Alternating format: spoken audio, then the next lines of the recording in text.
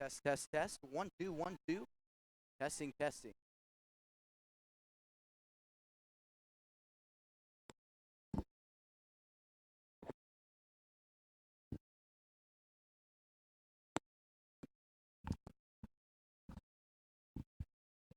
Testing, testing. 1, 2, 1, 2. Red mic test.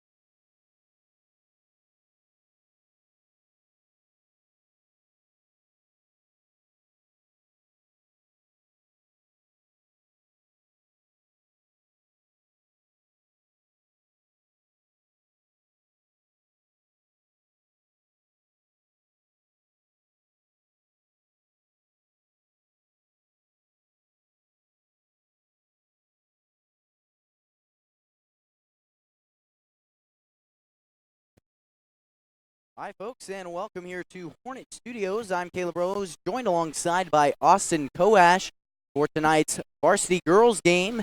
And we're about 2 minutes away from the start of this here, as your Hornets will be facing the Maize South Mavericks. The Mavericks a 5-1 team, and the only team they've lost to so far would be Andover Central. Other than that, they've had a pretty manageable schedule. No one too tough that they've had to play. They won the other night against Salina South. And what did you see the other night? The Hornets put up quite a fight against that Goddard Lions team, who is one of the best teams in the state. So what did you see from them, and what do they need to continue here tonight, Austin, to get a win here? You know, Caleb, what I like from the Hornets in that first half was the intensity they played with. They played with a high-intensity 1-3-1 defense, and Dawson doing a great job up top for the Hornets. And then on the offensive side of the ball, they were getting things rolling with Cassie Kinnenberg and getting things moving inside out. And that really helped them in that first half. Even though they didn't score a ton of points, and it was a low-scoring game, they were playing decent offense, and it was leading into some pretty good defense because they held Goddard to only 36 points, which is unusual for that squad. The other thing that the Hornets need to improve on is less turnovers, and along with those turnovers, they need to play good, solid defense, and then try to get transition points for the Hornets. Definitely. We talked about this last game. It's playing to their own pace. They like to set up a half-court offense, but it's always great to get transition points, like you said. So I'd like to see them do some of that tonight. And looks like we will get these starting lineups underway, but Cassie Kinnenberg for the Hornets tonight. She's going to be huge. We saw her getting a little bit more action. She missed 2 games already on the season, but the Hornets haven't been able to get her the ball. And I think one of the problems with the Hornets offense last game in the Goddard game was they were trying to get her the ball every time. I talked to my sister. She is a freshman on the team, and I made sure to tell her, and I talked to Kylie Dawson too. I was like, there's some times when you can run the offense, but you just got to go out there and play some basketball sometimes. And that's what I'm really looking forward to this team doing tonight. Definitely. And I saw offensive production jump when Cassie Kinnenberg wasn't there, because each and every one of these players were forced to make their own play. They were forced to control the ball themselves, shoot themselves, that kind of thing, and rather than forcing it into Kinnenberg. And though she is a big offensive producer, she does most of the players tend to try and get the ball inside to her every single time. So we'll see if they will spread out the ball tonight. It is Teacher Appreciation Night, so crowd in a round of applause.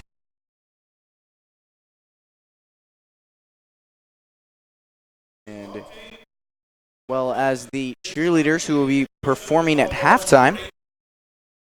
And now the starting lineups. Starting up here for the Maize South Mavericks, Alexa Davidson, and known as a shooter around Maize South. Someone to watch out for on the arc. And starting up the lineup here for the Hornets, number 3, Riley Ranzow, a senior, and really good at passing, but her shooting is slowly and surely developing this year. Next up here, you talked about her, Austin, Katie Wagner, all-around player, can do just about everything, one of the best players in the state, and she's definitely going to be a leader here tonight for this Maize South team. Next up, the defender, that's number 4, Kylie Dawson, but she spread her game quite a bit. Saw some transition points out of her last game. And here's number 10, Riley Kennedy, a defender for the Maize South, a really good defender. And then next up here, sophomore number 10, Hallie Britton, the only non-senior that's starting here for the Hornets. And next up here for Maize South is number 21, that's Macy McCormick, also a senior. She's going to play a big role. And fourth up on this lineup, that's going to be number 14, Abby Wolf, and we've seen her heat up from the three-point arc this season. Interested to see if that'll happen tonight. And rounding off Maize South's lineup, that's Caden Davidson, sister of Alexa Davidson, also a shooter. And rounding off the Hornets lineup, you talked about her quite a bit in the post, Austin. That's Cassie Kinnenberg. And so those are your starting lineups. For the Hornets side, who are you looking to watch for tonight on both sides of the ball? Well, we talked about it for May South. Main key is Katie Wagner, but also Macy McCormick. When I watched the game against Andover Central that they lost their first game of the season, Macy McCormick had a few jump shots and was able to get to the line. She was able to shoot free throws, and so that's going to be a big thing for the Hornets as they haven't been in a lot of foul trouble this year. Kennenberg's gotten to a little bit. And then for the Hornets, number 14, Abby Wolf. She heated up at the beginning of the season. She was hot from the three-point line, and as of the last two games, she hasn't been able to find her shot as much, and so we're going to see tonight what she can do. Because, like we said, that when Kennenberg was out, the Hornets had to kind of create their own shots, and I believe in one of the games in the Kingman Classic tournament, they hit their first 20 points were threes, and free throws. So with Kennenberg on the inside, that just adds another element to this offense. And the key tonight is going to be spreading the offense. A good inside play there, and Mason McCormick grabs a bucket for two. Here's the Hornet offense. Mentioned it a lot this year is we love to see the moving parts. There's got to be a lot of moving parts when you want a successful offense, especially when you're going up against a tight man defense like this May South squad. On the inside is Cassie Kennenberg. She'll get the first points of the night for the Hornets and tie the ball game up early. Katie Wagner, she'll direct things for the Mavericks.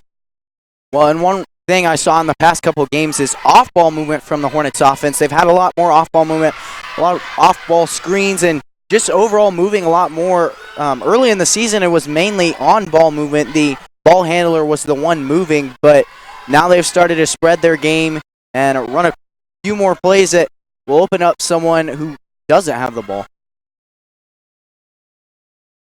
Talk about the off-ball movement here. May South already switching into a zone defense after running man on the first possession. Another thing we saw right there from Kylie Dawson is the defensive rebound. Rebounding in general tonight is going to be very important for both teams. And let's hope the Hornets can win that battle, as they haven't won the rebounding battle too much this year. Inside, Kennenberg finds Wolf to get the 2-point lead with 2 minutes gone by in this first quarter. Talked about how good this May South team is. They're 5-1. Hornets can really pick up a big league win if they can win this game today. Well, we talked about how the Hornets are a half-court offense, and they took up plenty of time with that last possession and still managed to get a bucket. So that's exactly the kind of offensive possessions they want to see out of this offense. A 5-4 down low. That will be a jump ball. No, they're going to get Cassie Kennenberg on a foul. That's her first team foul.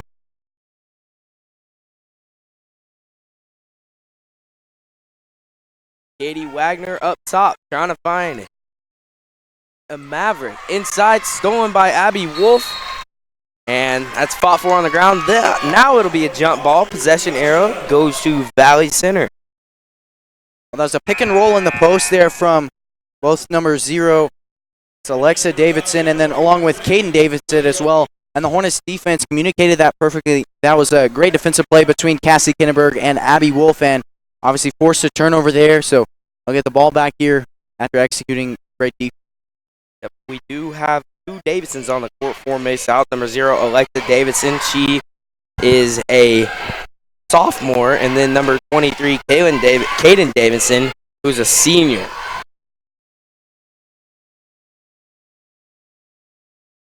Here's the offense from the Hornets. Half-court offense. Olivia Needens is in right now for the Hornets. She'll be playing the big man, even though they're going to run a 5-out offense. Dawson going to take a drive inside. She'll be fouled.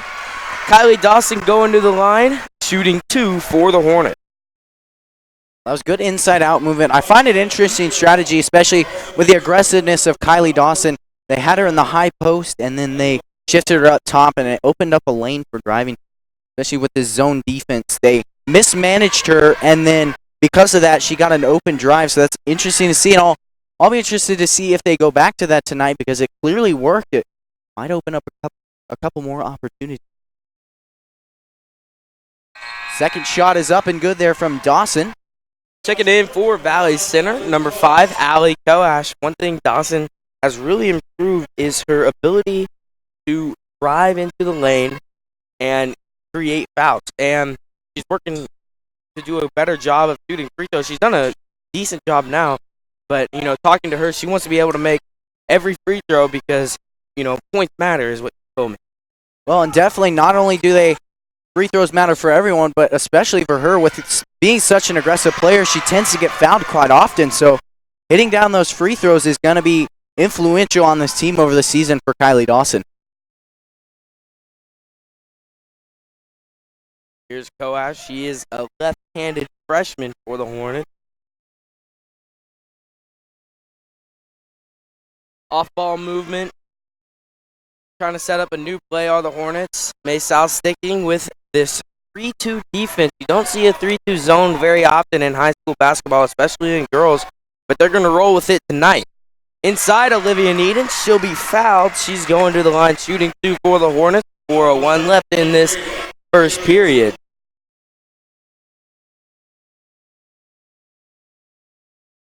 I think a 3-2 defense really fits this offensive scheme of the Hornets. They have one postman, and then other than that, they have 4 out wide. So really works sending 3 guys up top, 3 defenders up top in order to stop the guards, stop 3 balls. As we saw early in the season, they're able to hit the 3-pointers, and so a 3-2 defense tries to stop those 3-point shots. And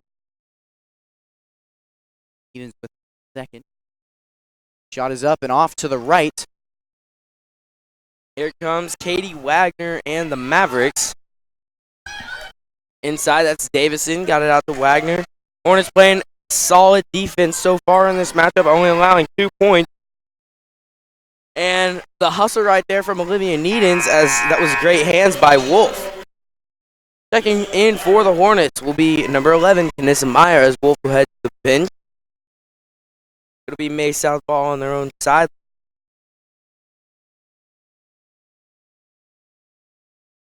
Is Kennedy, who got it to Davis. Moving the ball around, find Wagner underneath. She tried to do a baseline pass off the backboard. Hornets running around the court. Good ball movement from the Mavericks, but some solid defense right now being played. Inside, Wagner gets blocked by Ranzow. Ball on the floor, fought for.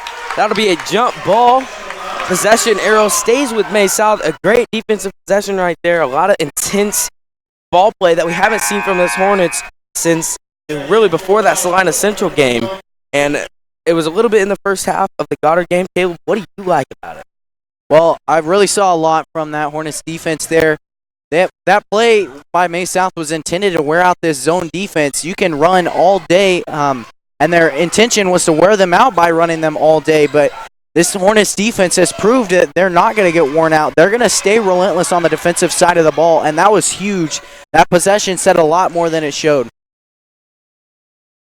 Coach Breheim wanted to travel right there as his girls were almost in the passing lane and almost able to steal that ball. That'll be Kinnenberg's second personal fouls that we talked about, not specifically Kinnenberg not getting in foul trouble, but foul trouble in general for the Hornets. She has the fouls right now for Valley Center. McCormick's first up and no good. Abby Wolf checks in for the Hornets. 2:57 left in this first quarter.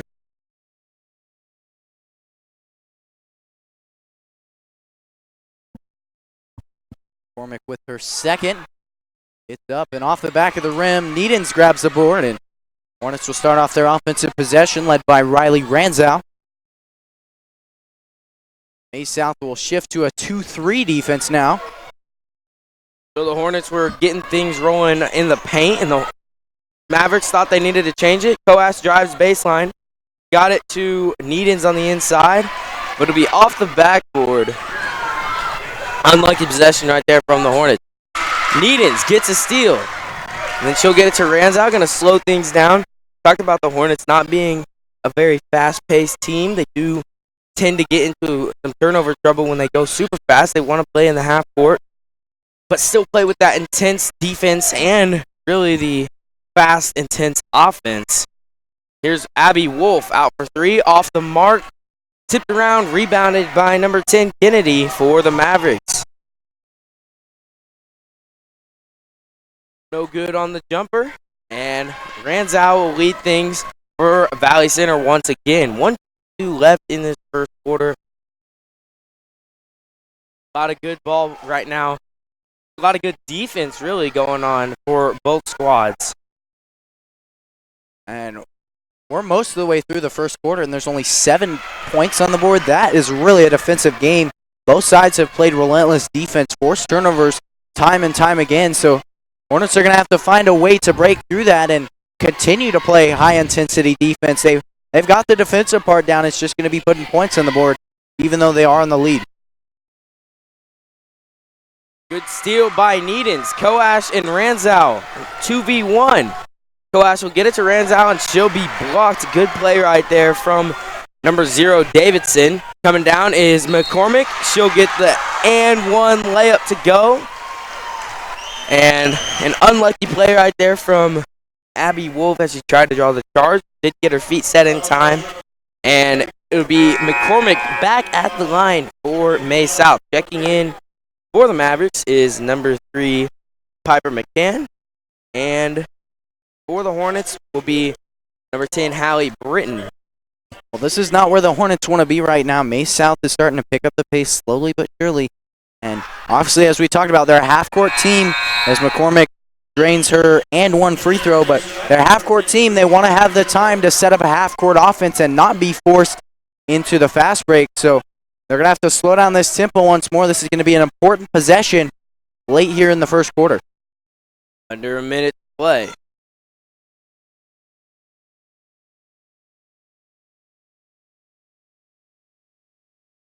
Ranzow over to Koash. Trying to find something. Haven't scored since Maverick switched to the 2-3 defense. Koash drives in. Try to draw the foul. She gets her own rebound. And then Abby Wolf out for 3. Off the back of the rim. That could have been a momentum shifting bucket right there. But as it stands, it'll be Maize South ball. That'll be a foul called on Wolf. So she'll have 2 fouls in this first quarter. Checking back in is Kylie Dawson. Wolf, you said it earlier, she's struggling to find that three-point shot since the beginning of this year. She had 2 or 3 good games in a row from the three-point arc, but haven't found much from the three-point arc since then. And might just be mid-season slump, but she's going to have to find a way to pull through because this Hornets team is going to need her three-point shooting late in the season. Long shot there, three-pointer off the mark, and Hallie Britton grabs a rebound. Pushing it down the floor, Ranzow, and it's in! A almost half-court shot there from Riley Ranzow at the buzzer, and that's going to round off the first quarter, 8-5 your score. And we'll see you back here at Hornet Studios after a short commercial break.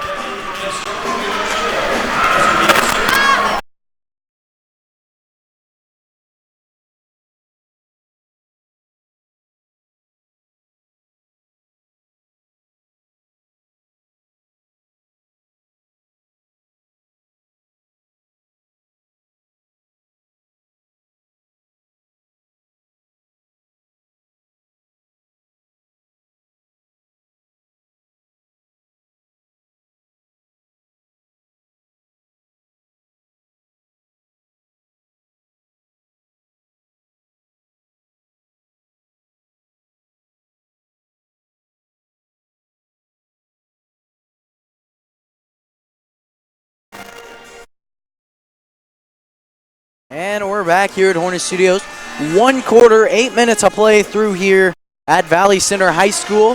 8-5 is your score, and your Hornets lead. A big shot there by Riley Ranzow, and she'll drain it from half court. And you know, Caleb, that wasn't the best offensive quarter that the Hornets have had in this season, but that was by far the best defensive quarter that the Hornets have had this season.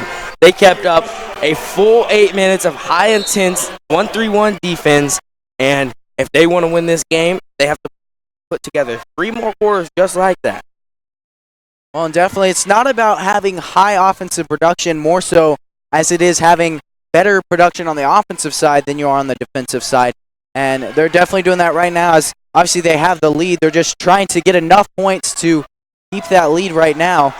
Kinneberg puts up her own shot, and it's rebounded by Katie Wagner. First possession here of the half for the second quarter of the Mavericks. Hornets sticking to this defense. That's a 3 off the mark, rebounded by Hallie Britton. She's pushing the floor with Ranzow. Ranzow, who made the 3. That's her first 3 in, I believe, like 6 or 7 quarters. So going back to last game, or 2 games ago, excuse me. So good to find her shot, make that momentum shifting bucket. And Britton and Davison have a hard hit fighting for the ball. Britton wanted to try to get that steal, but that'll be a foul called on Hallie Britton, and it'll be Maize South ball on their own sideline through a minute of play in this second quarter. And when you're bred from day one, from practice one, with a tough defense, a aggressive defense, then that hit doesn't really mean much to Hallie Britton. She's used to that because she's played aggressive defense quite often, and so she was able to get back up like that, and that does a lot intimidating Maize South. As I talked about, they played relentless defense earlier in the quarter, and I think they're really starting to get in the head of Maize South, and hopefully they can use that later on down the road. Here's Ranzow on the inside, out to Britton. Hallie Britton will hit the 3 for the Hornets, and that's a 4-point lead for Valley Center.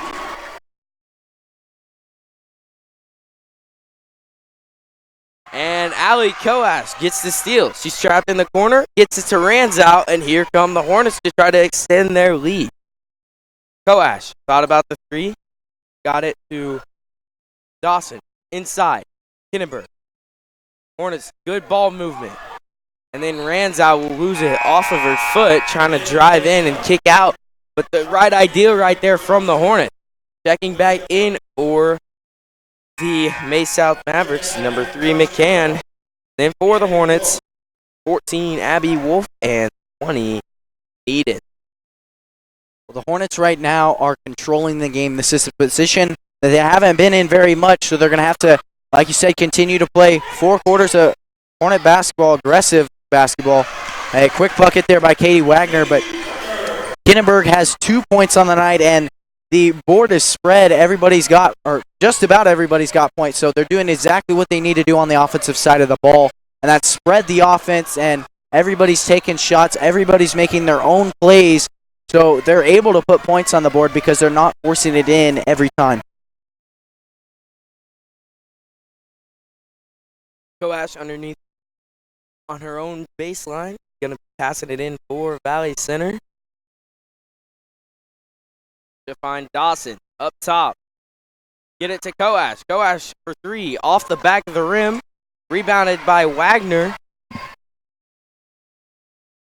On the offensive side of things, Wagner really the only thing going for Maize South. She's doing a lot on the inside, kicking it out. Got a couple of assists and a couple of points on her name.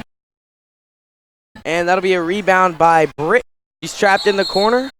And that'll be a timeout. Timeout called by Coach Preheim and the Hornets. We'll be back after a short commercial break.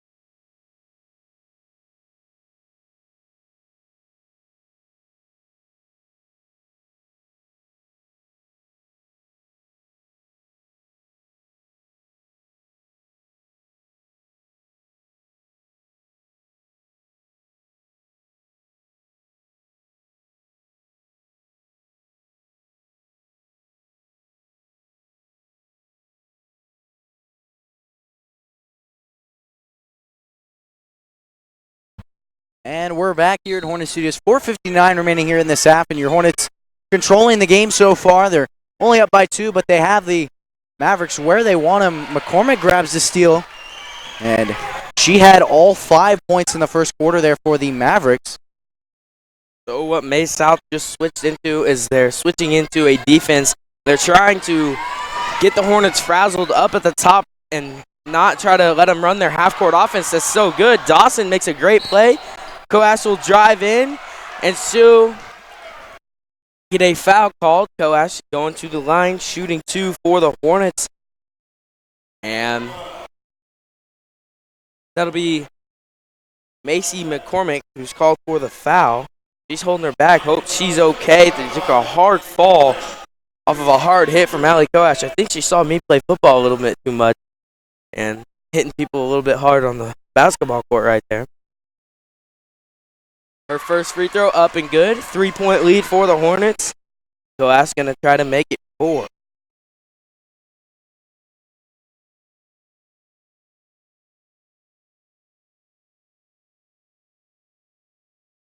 Gets that one to go. Checking in for the Hornets, Anissa Meyer along with Riley Ranzow.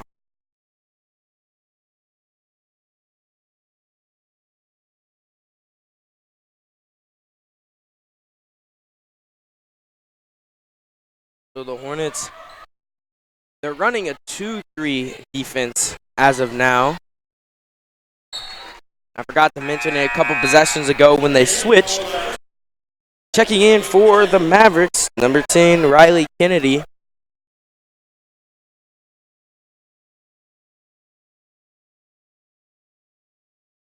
McCann up top to Davison.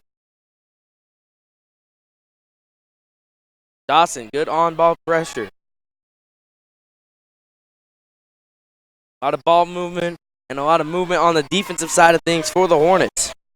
Inside, Wagner. And Dawson's going to come up with the steal.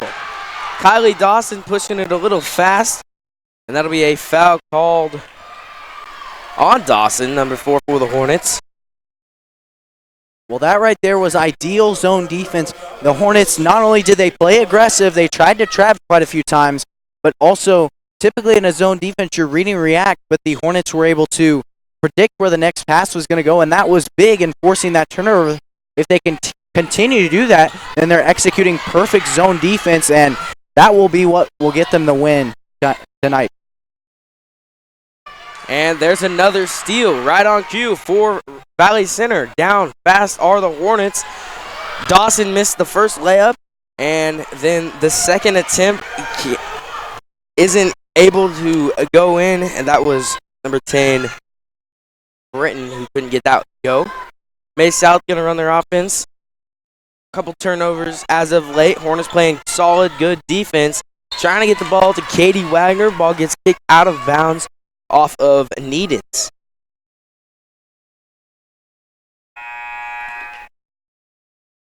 Checking back in for the Hornets is Allie Coash, number 5. Be Maize South ball underneath their own basket. Over to Kennedy, to McMahon. Excuse me.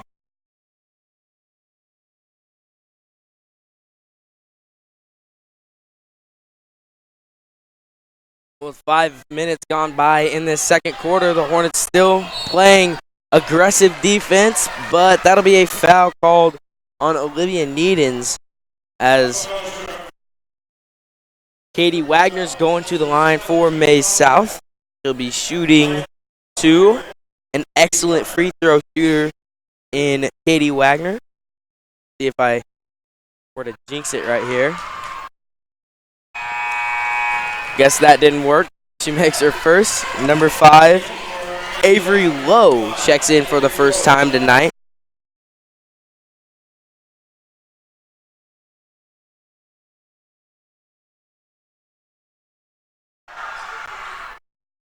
And Wagner will hit both, brings it to a 2-point ball game. Wagner's hit all 4 points here in the second quarter for this Maize South Mavericks team. She's really upped her offensive production. She's just done just about everything she's needed to do on the court. McCormick being the other person, Macy McCormick being the other person who's done the majority of the scoring. But if the Hornets have the ability to shut those two players down, then they can for sure win this game, and by a big margin. That'll be a foul called on number 20, Olivia Needens. That's her second personal. A lot of Hornets with 2 fouls as they make up 8 fouls right now. So it'll be a 1-and-1 for McMahon. Maize South only committed 3 fouls so far in this first half. So Hornets can't get into foul trouble coming up in this second half. Piper McCann to shoot. Shots up, and it's through. So go get another one there. As you mentioned, Austin, 8 fouls on the board here for the Hornets. And when you play do-or-die defense, when you play aggressive defense like the Hornets have been taught since day one, you're going to foul. That's a given. And so the biggest thing is just going to be managing the fouls, making sure they don't get their key players in foul trouble or they're not immediately in the bonus or double bonus. Maize South, obviously. But they're going to need to continue to play their aggressive defense, and it's just going to be managing the fouls, not necessarily getting rid of the foul. Hornets moving around the ball around the arc, trying to find Kinneberg on the inside. Had some good early points. Been a little bit quiet lately as she does have 2 fouls. Been on the bench since about the 4:30 mark for the Hornets. The Hornets here shifting Cassie Kinneberg up to the high post, and she's really confident in her mid-range jumper, and I wonder if that's the biggest reason why, along with Kanissa Meyer, who's going to be lower in the post, short corner right now, but she was the one who replaced Kinneberg those 2 games she missed, and I'll be interested to see what that will bring later in this game if they'll continue to do that. But defensively, Kinneberg will be in the post still. That was Wagner out to McCann. She missed on the 3. Ball saved by the Mavericks, but it'll come up in the hands of Ranzout. Ranzout almost traveled. Good, smart play to give the ball to Kinneberg. And the Hornets will set up their half-court offense with under 1:20 to go in this second quarter. See if the Hornets can keep a lead going into halftime. We talked about it not being a big offensive production, but Abby Wolf will hit a 3 right there for the Hornets. Well, every time there's a slump, there's always something that gets you out of the slump. A big play, and that might have been that big play. The Hornets are really hoping that could have been that big play to get Wolf out of that 3-point shooting slump, but Katie Wagner will grab a 2-pointer there. So 1-point game here. The Hornets still have the lead with seconds ticking away, only at 37. Here, Coach Preheim wanting to run their offense, only wanting to get a great shot for the Hornets. Don't want to rush anything. As Katie Wagner almost came up with the steal. 20 seconds to go. The Hornets still have the ball. Kanissa Meyer dribbling it around. And that'll be a push by number 3, McCann. And the ball will stay with the Hornets as Olivia Needens checks in for the last 15 seconds of this first half. A very good defensive first half for the Hornets. Getting things rolling on the outside was Abby Wolf a few moments ago. And then underneath, it was an illegal screen, number 20, Olivia Needens. That's Needens' 3rd personal. So going into halftime, she'll already have 3 fouls. Well, that was a great job by Maize South. They shifted to a zone defense there. There's a lot of ball screens, off-ball screens in a baseline out-of-bounds play, and Maize South realized that, made into a zone defense, put their more lengthier people at the bottom of the zone defense, and so because of that, they were able to take away any chance at a pass. That's Katie Wagner inside, take the jumper. She'll get that one to go. And that will end the first half. So Your Hornets down by 1 to the third-ranked team in the state, the Maize South Mavericks. Stay tuned for a high, intense second half of girls varsity basketball right here on Hornet Studios.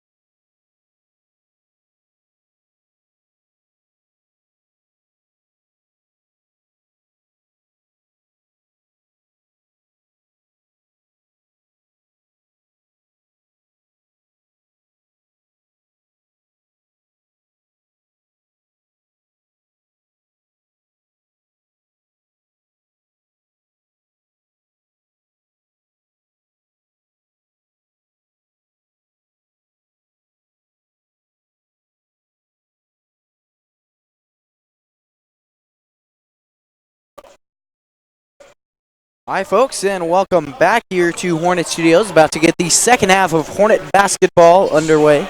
And your Hornets team trailing by 1 point. But they've played quite a game against a high-ranked team, third in the state, you said, Austin, and it's a really good basketball team they're facing. And they played much better than they did against Goddard, especially in the first half, but they're going to have to keep it up here. They've played aggressive defense so far, and seeing the offensive production they won, or most of the offensive production they won, not only are they not always trying to force it into Kinneberg, she's getting the production she wants, but also they're spreading the floor quite a bit more. Everybody's making plays, and that's huge to see. A lot of development from this team offensively, but what's one thing to improve on here in the second half for this Hornets team? What gives them the edge so they can take home a victory here? Well, what gives them the edge is getting the offensive going. They only scored 16 points in the first half, and their defense was very solid. They held this team, this good Maverick team, to 17 points. So the thing I think can help the offensive production is kind of what happened at the beginning of the game was when if you can't use Kinneberg every time, then you can kick the ball out and make some plays on the outside, hit some threes.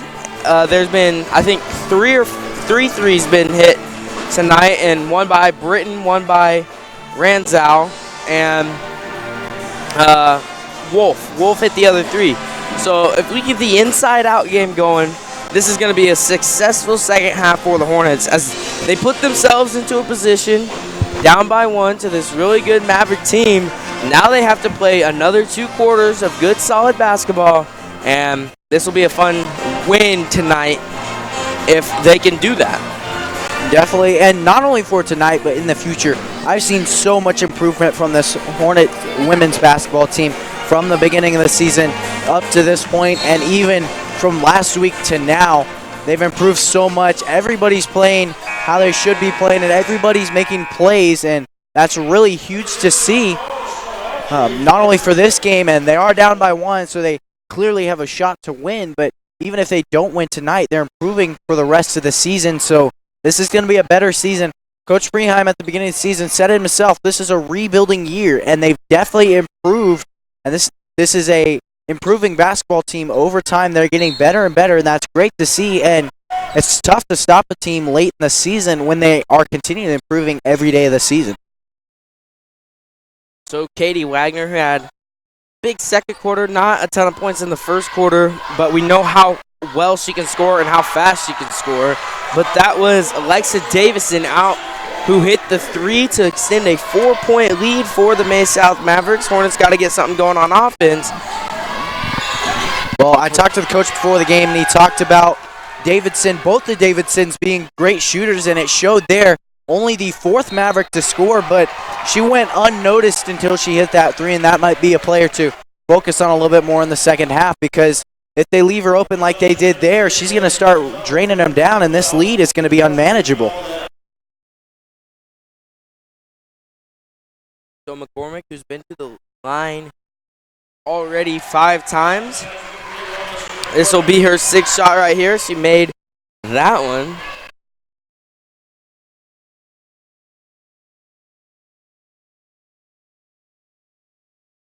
That one spins around and toilet bowls in. She has 7 points on the night for the Mavericks. It's kind of been the McCormick and Wagner show, except for that Davison 3 right there. Well, and that's the thing that's really killed the Hornets this season is big players just going off. We've seen a couple games, I believe it was at Salina Central, where one of the Salina Central players went off for 29 points, and that's crazy to see. So it's just going to be stopping those key players. Other than that, they've shut down this offense. Here's Kinneberg on the inside. Good ball movement from the Hornets, trying to find an open shot. There's no shot clock, so we know how long the Hornets like to take on the offensive end of the ball. A long rebound by Abby Wolf, and that'll be a foul called on Katie Wagner.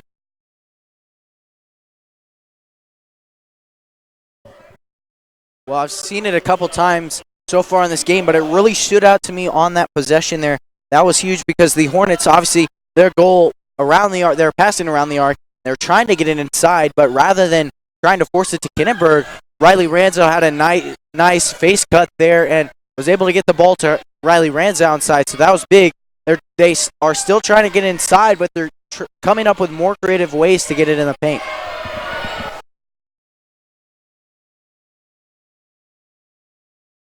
Here's Ranzow going to set up a different play for the Hornets. A few cuts from Ranzow and Wolf, trying to find something on the inside. Wolf going to take a three. Off the mark, but fought for the rebound underneath Wagner and Kinnenberg. And then it'll be a jump ball possession. Stays with the Hornets. Good hustle by Katie Wagner of the Mavericks. But it'll be a Hornet ball.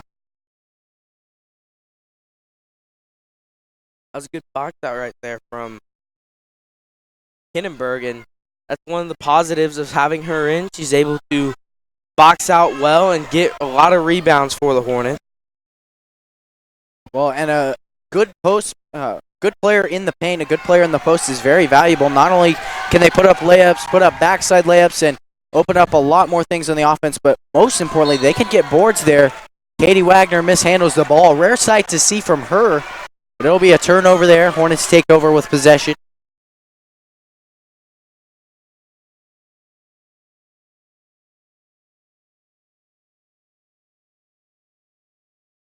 So it'll be Ranzow and the Hornets directing traffic. The Mavericks switch back to a 3-2, and this is when the Hornets kind of exploited it in the first half. It was the 2-3 defense that they couldn't get a hang of. But on the inside, off the miss by Ranzow, it was Kinnenberg who got her first easy inside bucket of the night. She's been working hard all night long on the inside, really all season long. And that is a cross-court pass. Off on the three by number 23, Caden Davidson. Well, I want to go back to that last offensive possession there for the Hornets. That was an incredible play, an off-ball play there by Cassie Kinnenberg.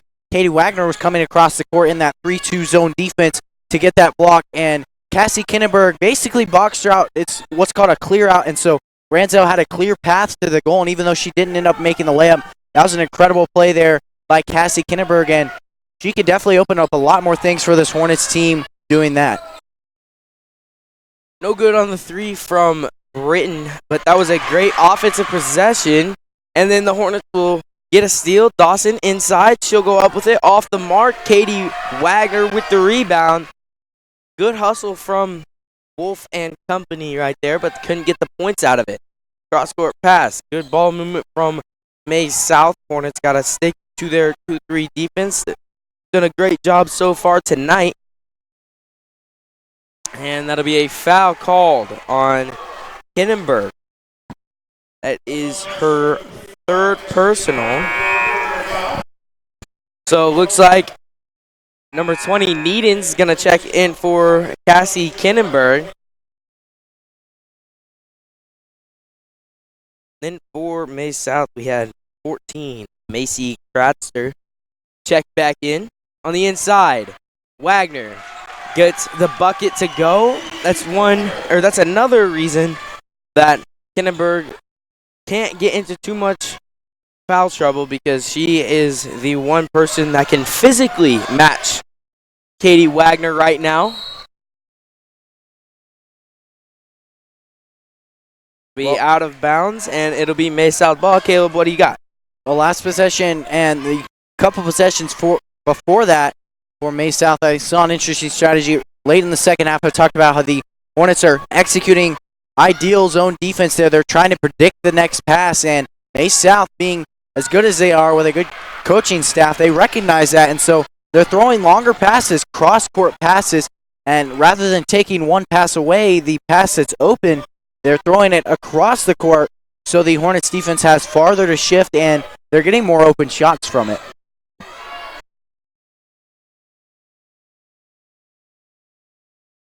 So Dawson and Ranzow trying to look for something. You can hear Coach Preheim call out a new play. Ball gets tipped around. Ranzow and Wolf save it. Dawson inside. Needens out to 3, off the mark from Ranzow. Good ball fought for inside. And then Katie Wagner got the rebound, and it'll be a foul called on number 20, Olivia Needens. That's Needens' 4th personal. So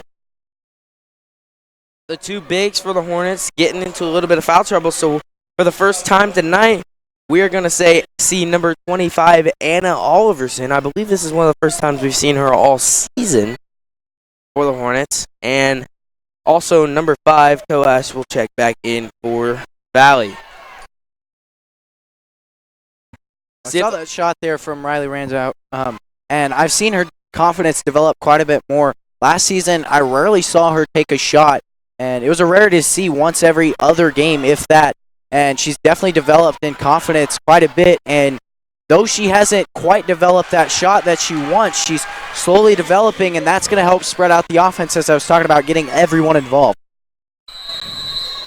So it'll be a timeout called by Coach Preheim and the Hornets as they trail by 8 to the Maize South Mavericks. We'll be back after a short commercial break.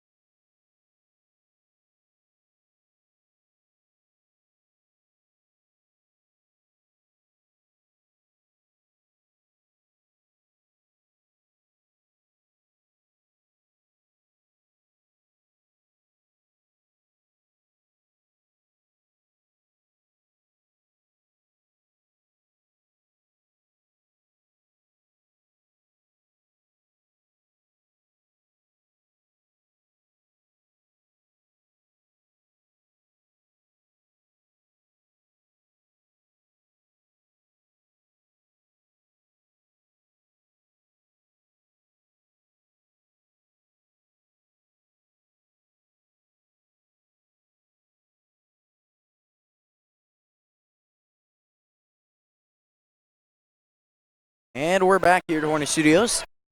18-26 your score. Your Hornets trail.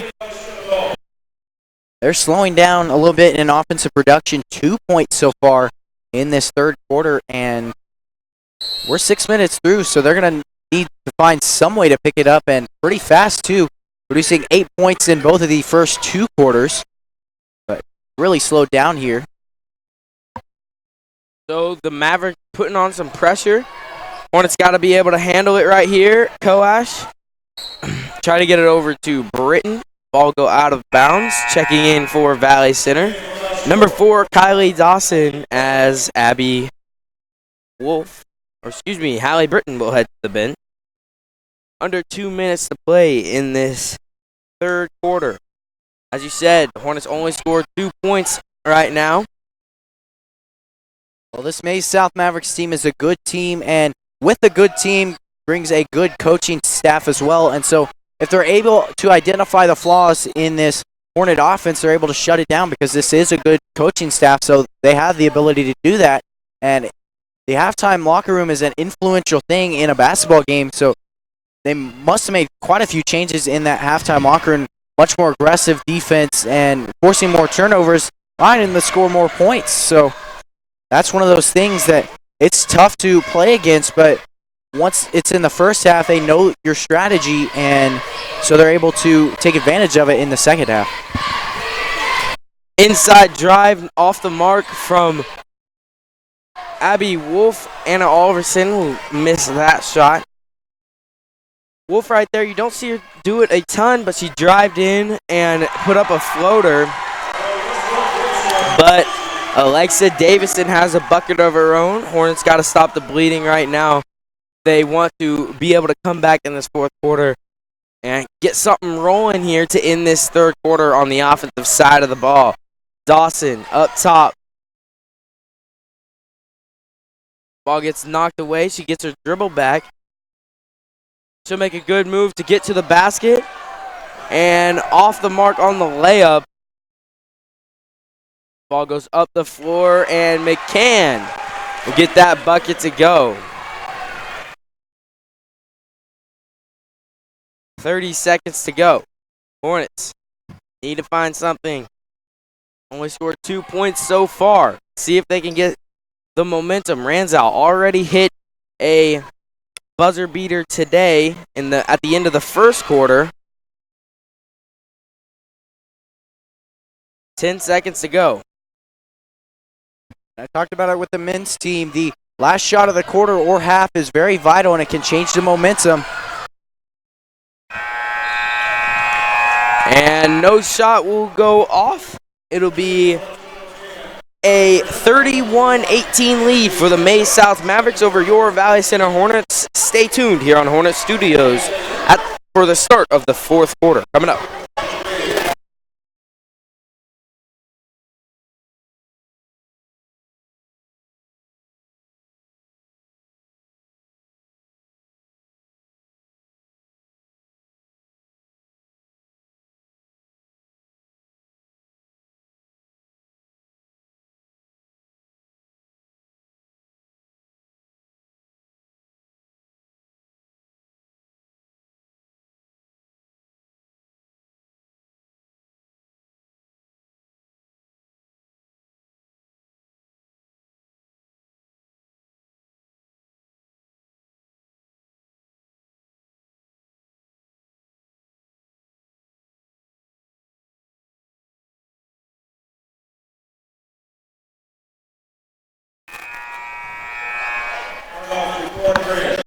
And we're back here at Hornet Studios. 8 minutes to play here in this game. 31-18 your score, and offensive production has slowed quite a bit, almost to a halt in that third quarter. They'll have to pick it up here. The best type of basketball teams are able to finish strong, and that's what Maize South is on track to do as Katie Wagner drains a short corner jumper. They produced 5 points in the first, 12 points in the second, and 14 points in the third quarter. So this team is definitely heating up. The Mavericks are heating up later in this game, and Hornets are going to have to find some way to stop them here. That was Kinnenberg who missed the open layup. A rare miss from her, but she gets the steal and can't get it to Ranzow. She's going to take it up the floor herself after finding Britton.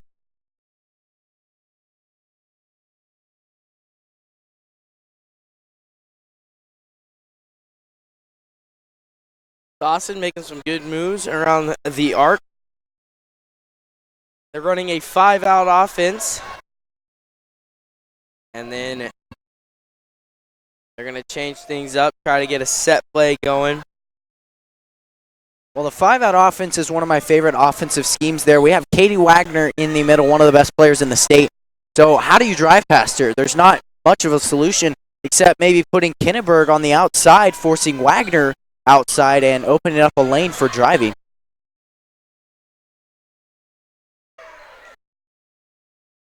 Good ball movement from the Hornets. Still have not scored for a while. And that'll be a pass over the head of Coash from Kinnenberg. Will go out of bounds and be Maize South ball.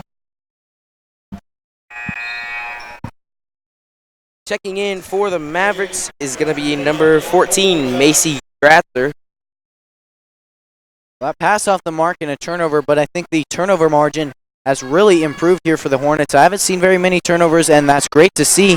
That's something they struggled with the past couple years, and they're starting to eliminate it slowly but surely, which is great to see. Off the hand of Kinnenberg, and it'll go out of bounds, so Maize South ball.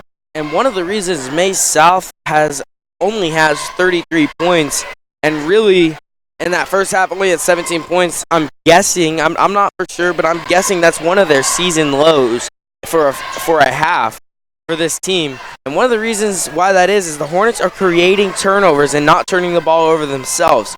And as of late, it's been a little bit different, but the Hornets played a great 2 quarters. Like we've talked about multiple times, if the Hornets can put together 4 quarters of basketball, they're going to be a good team. As of right now, they only have 2 quarters of good, solid basketball. And they have 5:48 left here in this fourth quarter to try to make some magic happen and come back in this game. Down 15, and Here is Stratzer at the line. Her first one's off the mark, checking in for Valley Center. Number 14, Abby Wolf. See if she can get things going behind the arc, as we know how big a momentum shifting shot can be, especially in this game. This is a highly anticipated game, I will say, in Valley Center.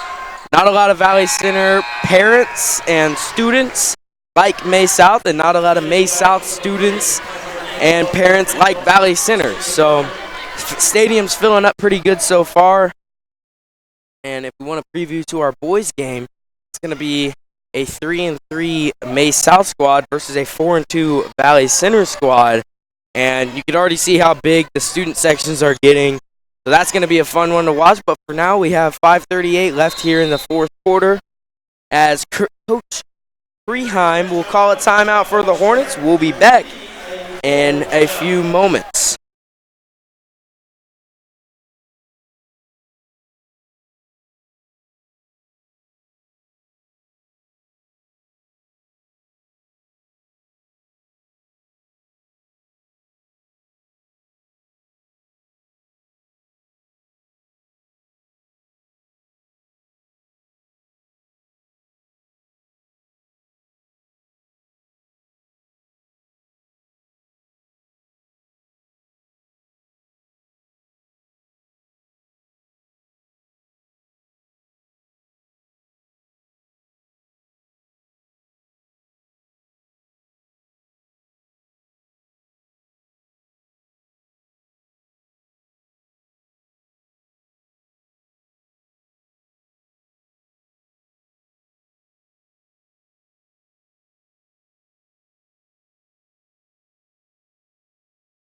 And we're back here.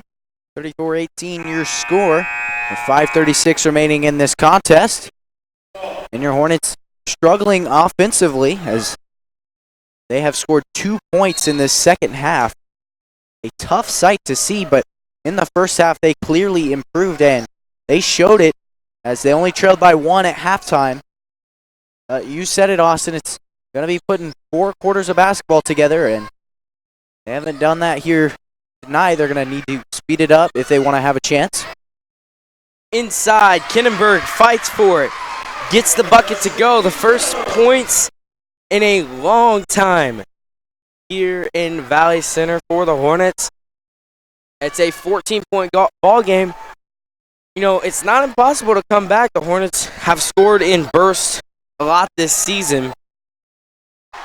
But that's not going to happen if number 21, Macy McCormick, is going to hit a three right there. That'll be a foul on the Mavericks, as Howie Britton had the ball at the high post, making a good move. That'll be McCann's second personal. And the Mavericks have not committed too many fouls in this game. Only 2 here in the second half, and I believe it was only 4 in that first half.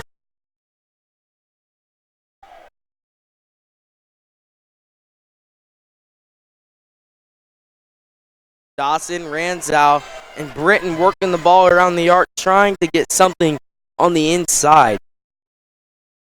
Wolf and Kinnenberg both on the inside, and Cassie Kinnenberg will get that bucket to go. And here come Katie Wagner and the Mavericks with a 15-point lead. Well, this is the best offensive production we've seen all season from Cassie Kinnenberg. 8 points, and even though that's not her long-term goal for this season, she's definitely improving over time, and that's what she needs. Not only is she helping spread out the offense, but she's also getting some points on the board, and that's good to see. So under 4 to play in this final quarter. Here is Ranzow up top. Mavericks sticking with a 2-3 defense. Hornets have been able to get it inside on this defense when they run a 2-3. When they run a 3-2, Hornets haven't had much offensive production. to be out of bounds off of Maize South. Ranzow going to be under her own basket, trying to get it in for the Hornet.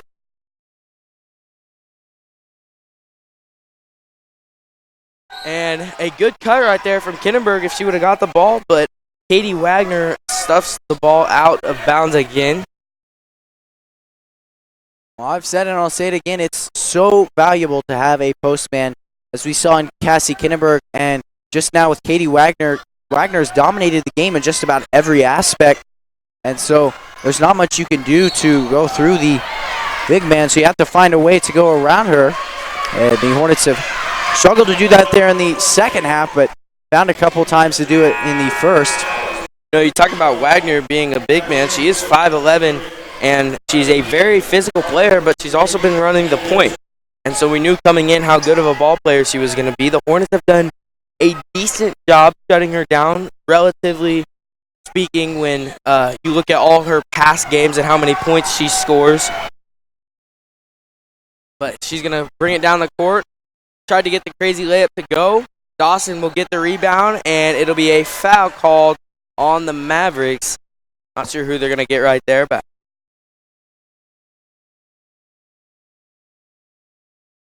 so Wagner has 21 points, which, believe it or not, Excuse me, 12 points, correction. 12 points. I'm reading your fingers back, Caleb. But that is not her best performance. Hornets have done a good job shutting her down. Under 3 to play here in this fourth quarter. Inside. Good ball movement from the Hornets. Ranzow takes a 3, and it'll be off the mark. Rebound goes into the hands of McCormick. She'll bring it down. Gets it to Kennedy. If you're Maize South, you would expect them to hold the ball, as Kennedy had a wide open 3, and she didn't take it. Hornets just got to switch to a man defense here, try to get on-ball pressure from Dawson, and try to get a steal right here. Play aggressive defense. Well, the last Hornet foul was 5:48 remaining in the third quarter. That was Olivia Needens with her fourth. And since then, obviously, the Hornets have not fouled. And because of that, I think the aggressive defense has been taken away. That's why the offensive production has shot up so much there from Maize South, is because the Hornets aren't playing aggressive anymore. And it shows on the scoreboard, not only with the offensive production of Maize South, but also with a foul count. Last half they had, I believe it was 8 or 9 fouls, and now they have 5 with the second foul from Kylie Dawson. But their aggressiveness has clearly dropped quite a bit in this fourth quarter and late in that third quarter. Olivia Needens checks in after Wagner's first is missed.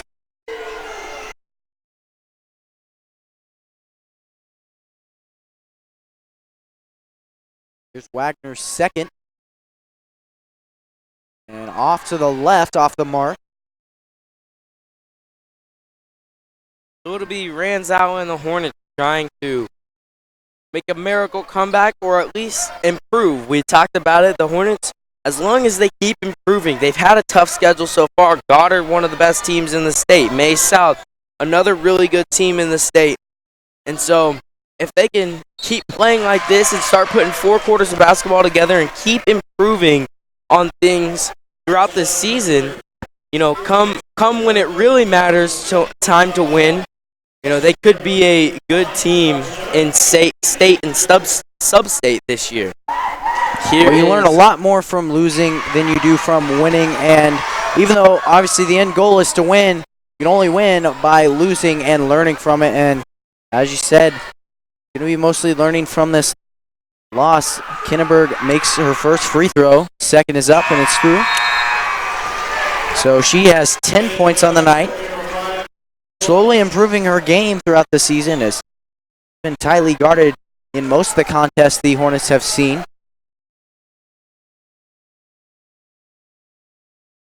So with that, it is only a 13-point game, and you know, it's not impossible to come back. A few threes, get it within reach, but the Hornets have to get some steals right here, and it's not likely that Maize South is going to shoot anytime soon unless they get a good shot. So the Hornets are going to have to try to cause a turnover. And they will. Kylie Dawson with good defense on Katie Wagner, and ball will go out of bounds. 1:13 left in this fourth quarter. Ranzow and company coming down the floor trying to put together a comeback or at least a couple shots to get this game a little bit closer.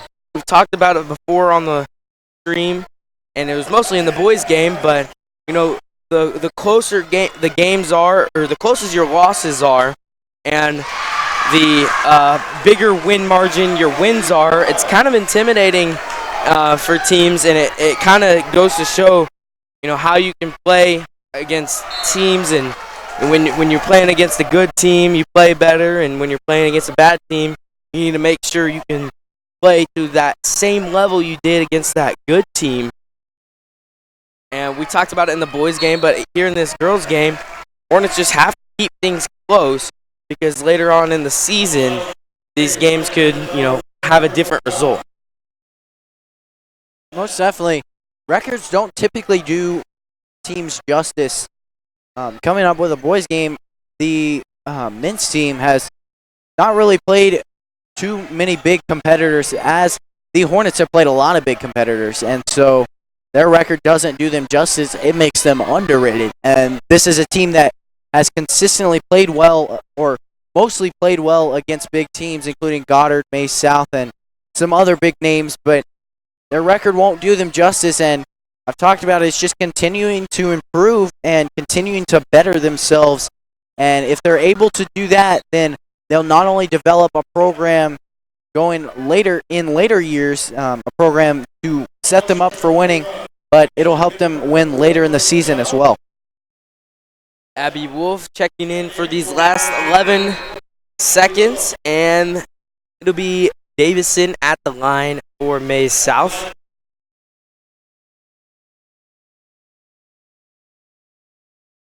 Here's Davidson's first on the 1-and-1. She'll get that to go. 12-point ball game. And Davison will get another try at the charity stripe.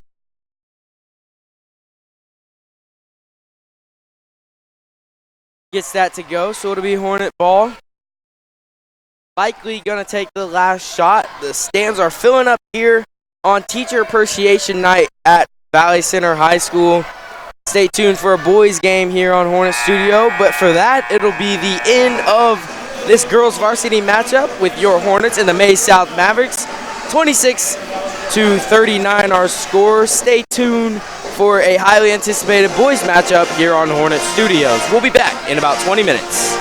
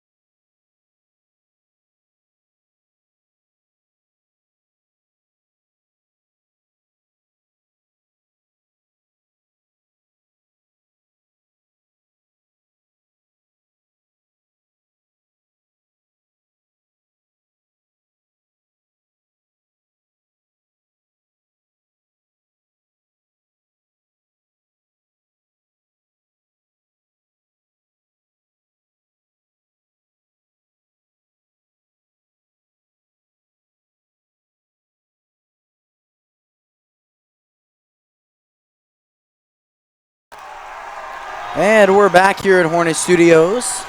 About 3 minutes, 15 seconds till tip.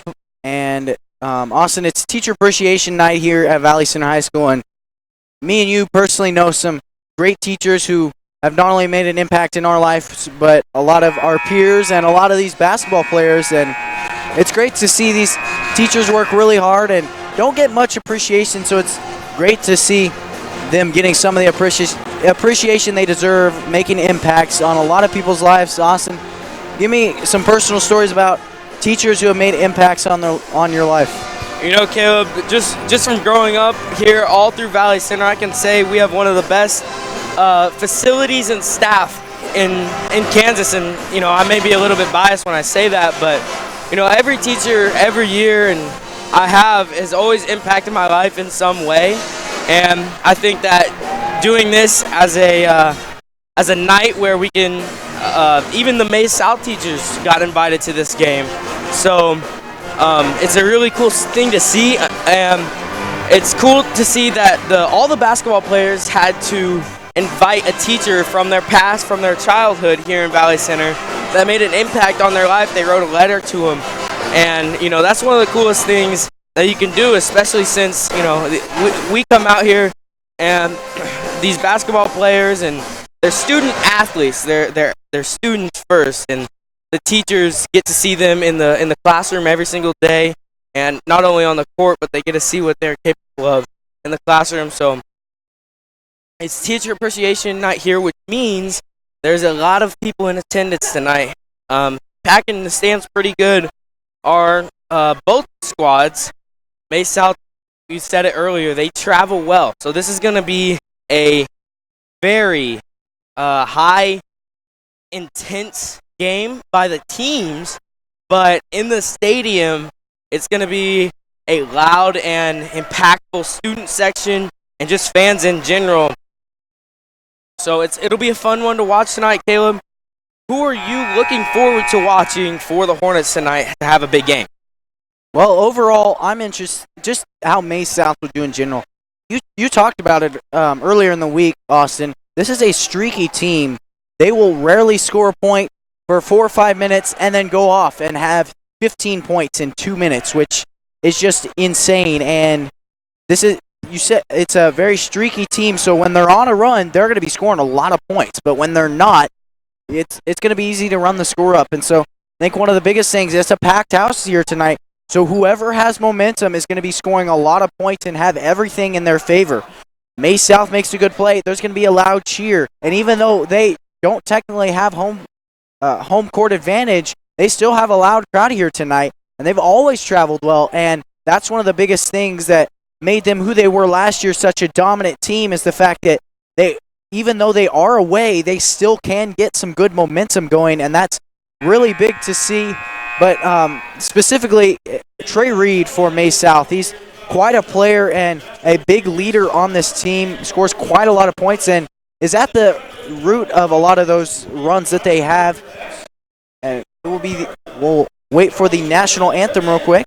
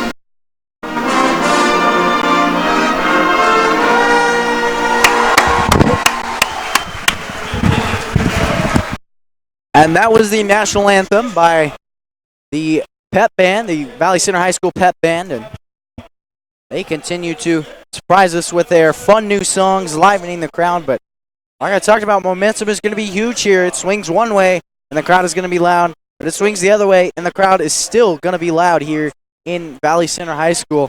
And so that's going to be big here tonight.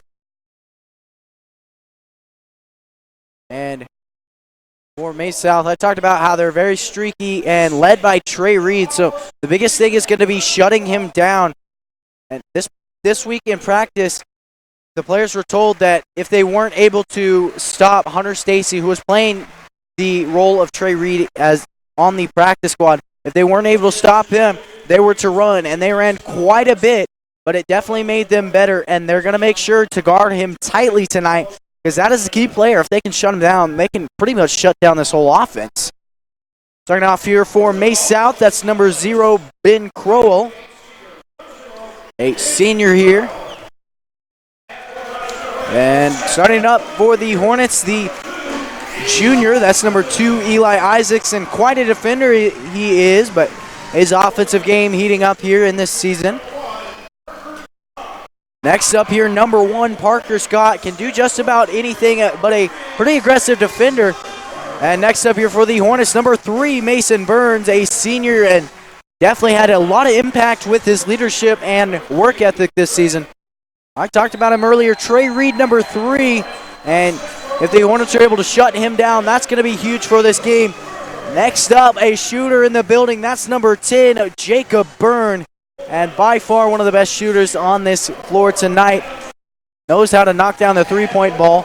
Next up, Adam Kazitz, going to be playing the post here tonight for Maize South. And fourth on this lineup, that's Ray Flora, student body president, an incredible leader, but very dedicated to basketball and has made a lot of impact on this team. Next up, a three-sport athlete, Tyzik Nolan, plays safety in football for Maize South. Obviously basketball here, and then catcher for the Maize South baseball team, and quite an athlete he is. And next up here, 6'8", towers over anybody in this gym here tonight. That's Braden Gray, and definitely going to have a big impact here tonight in the post. Trey Reed is going to be able to make a lot of good drives, a lot of moves, but hopefully Braden Gray will be able to stop him before he gets too far in. So I talked about it a little bit in the girls' game, but especially for this boys' game tonight, these two teams do not like each other. These two crowds do not like each other. I know this year in football, this was a great game, a great atmosphere for that game was at Maize South, and it was a really close game. And I was talking to some of the basketball players like Ray Fleur who played in that football game. They said, you know, if you can't beat them in basketball, the next best thing is to beat them in, if you can't beat them in football, the next best thing is to beat them in basketball. And you talked about the Hornets had to run a lot for not being able to guard Hunter Stacy on the practice squad today, or this week. They told me about that and how, you know, they're hungry for a win. They are 4-2, one of the best records that Coach Unruh has started with in his coaching tenure here at Valley Center. And an early charge drawn by Ray Flora as Parker Scott, number 1, will be called with his first foul. And not only are buckets and big shots going to be big in tonight's game, but it's going to be the defense. It's going to be the gritty play by this Hornet squad. And I was actually talking to Mason Burns, I believe it was this morning. Yeah, and I told him, I said, you know how big and momentum shifting a drawing charges will be, because, you know, that's to his name is drawing charges. And so they've been practicing that all week. So far, an early 2-0 lead as Braden Gray got that to go. And Isaacs will be called for a foul as he tried to go for a steal right there. Well, I talked about at the beginning of the season, Coach Unruh loves charges, and policy used to be if you get a charge, then you get a pizza, but ran out of money for that, and now he's got the charge wall, takes a screenshot of every charge and posts it in the locker room. Mason Burns currently has 6 of the 8 on this team, and so definitely going to watch for him. Charge obviously being a momentum-shifting foul, but waiting a call here, and it'll be on Tyzik Noland, the foul. Second team foul early here. Well, one thing I failed to mention in the pregame, this is not the same Maize South team we saw last year. This is a team that is struggling quite a bit. I talked about how they're streaky, but they lost 4 of their 5 starters. One of the biggest ones being Cale Cordanoe, the big man in the middle. One of the few big men who was able to compete with guys like Trent Driscoll last year or Braden Gray. And because a lot of their record is due to losing him. Then another player is Ty Johnson, who moved to Campus High School. So you're right, there's 4 new starters on the court for the Mavericks, and an early substitution was Byron Fitzpatrick, who checked in for Maize South. But we know how big these shots can be. Jacob Byrne in the corner, off the mark. And here comes Trey Reed, and he'll go up with it. He'll be shooting 2 for Maize South, as Mason Burns will be called for a foul. There's a hard fall in the backcourt when Braden Gray and number 4, Adam Katzitz, fell. But here's Reed at the free throw line. And first shot is up, off the rim and off the mark there. Gabe Phillips checks into the game, and his first game this season not starting. Very hard worker and very hard on himself, but played the first half of the JV game tonight. And Trey Reed lines up for the shot, his second. And off the mark again. So he still has no points, along with Maize South's no points. Isaacs leads the way for the offense. Here's Byrne at the top. So you talked about Phillips not starting. Marion Pons not starting for the second game in a row. Byron Fitzpatrick goes up. No good on the layup attempt, but he'll be fouled. Heading to the free throw line is the number 12, Fitzpatrick. But as I was saying, there's kind of a couple of new players that are getting to start tonight. But one thing we love, the Hornets last year had a lot of depth, but they weren't able to use it to their advantage. This year, Coach Unruh wants to play a high-intensity defense, and we sub a lot of players in and out. Braden Dalrymple checking in for the Hornets, and he's one of the players I'm talking about when I say, he didn't get a lot of minutes in the first 4 games of the season, but in that Goddard game, he came in and he scored 11 points and, played some good defense. So he's getting some more minutes tonight as he checks in early in this ball game. Well, and I think that's the thing. They've really changed their intensity, obviously, as you said. I don't think Coach Unruh realized how much energy that's going to take out of the players. And so mid-season here, he's having to develop quite a bit more players. We see a couple more players on the bench in Hunter Stacy, and as we saw, Braden Dalrymple starting to get a lot more playing time here. Jacob Byrne to shoot 2. Definitely not the man to foul if you're Maize South. He will make his first and can shoot from just about anywhere on the court. Mainly three-pointers, that's his game, but put him anywhere, and odds are he'll make the bucket. Shot is up and it's through. So 4-1 is your score. Josh Dessenberger checks in for the Hornets. In for 6'9" Braden Gray. Replacing him is 6'8" Josh Dessenberger, and 2 of the tallest men in the AVCTL Division II. So the Hornets definitely are set with depth. So the Hornets, they've been playing a 1-3-1 defense, and Trey Reed exploits it right there. But they have been playing a 1-3-1 defense. Isaac's at the top of that, and it's worked very well so far this season. They've switched to it, I believe, halftime of the Salina Central game, and they've kind of stuck to it. They switch it up with a man and a 2-3 zone every once in a while. But this 1-3-1 with Isaacs at the top has really done a great job so far. And early in the season, the offense for the Hornets kind of struggled. There was really only Jacob Byrne making big shots in the big moments. But now other players like Isaacs, and really on the inside, Dessenberger, who I believe had 12 in the last game, and Braden Gray, who he only had 4 points, but he did a lot on the inside-out game.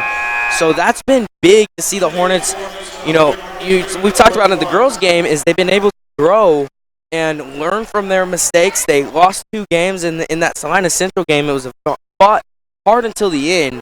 So Braden Dalrymple will get his first bucket of the night underneath 6-3 our score. Trey Reed and company trying to break this Hornet press. Isaac's trying to do his thing and get some steals at the top.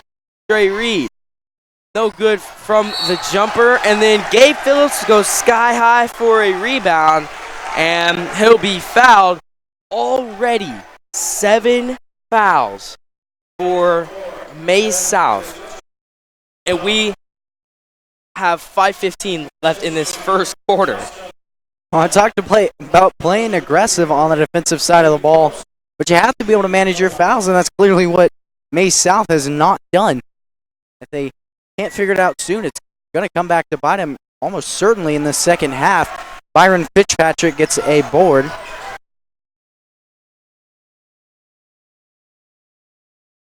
And one thing with the fouls, I talked to Eli Isaacs earlier in the week, and he said Maize South and Trey Reed are known for getting really frustrated when they're down. Gabe Phillips hits a 3 for the Hornets. But as I was saying, they tend to get frustrated when they're down, and especially in this hostile environment that we have tonight. The Hornets can do a great job of shutting them down on the offensive end. Their defense is going to let down, and the Hornets will be able to exploit it. Well, I love the movement there on the offensive side of the ball for the Hornets. It's classic to kick out for a corner 3, but Gabe Phillips realized that and shifted over around the 3-point arc and was able to get himself open, find the gap in the zone in order to get himself open and find a pass. Made the 3 there, and that was big. The Hornets take a 6-point lead.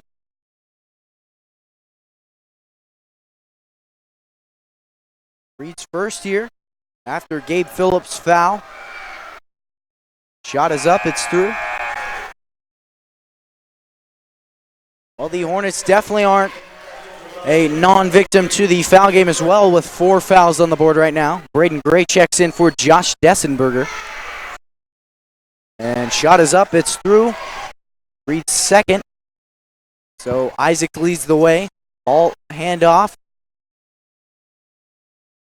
Off the mark there from Isaac. And Isaac's making a great baseline drive right there, but couldn't get it to go. Isaac's breakaway, fast break. Tried to do a fancy move over Trey Reed. Then Reed back the other way. He'll get the bucket to go.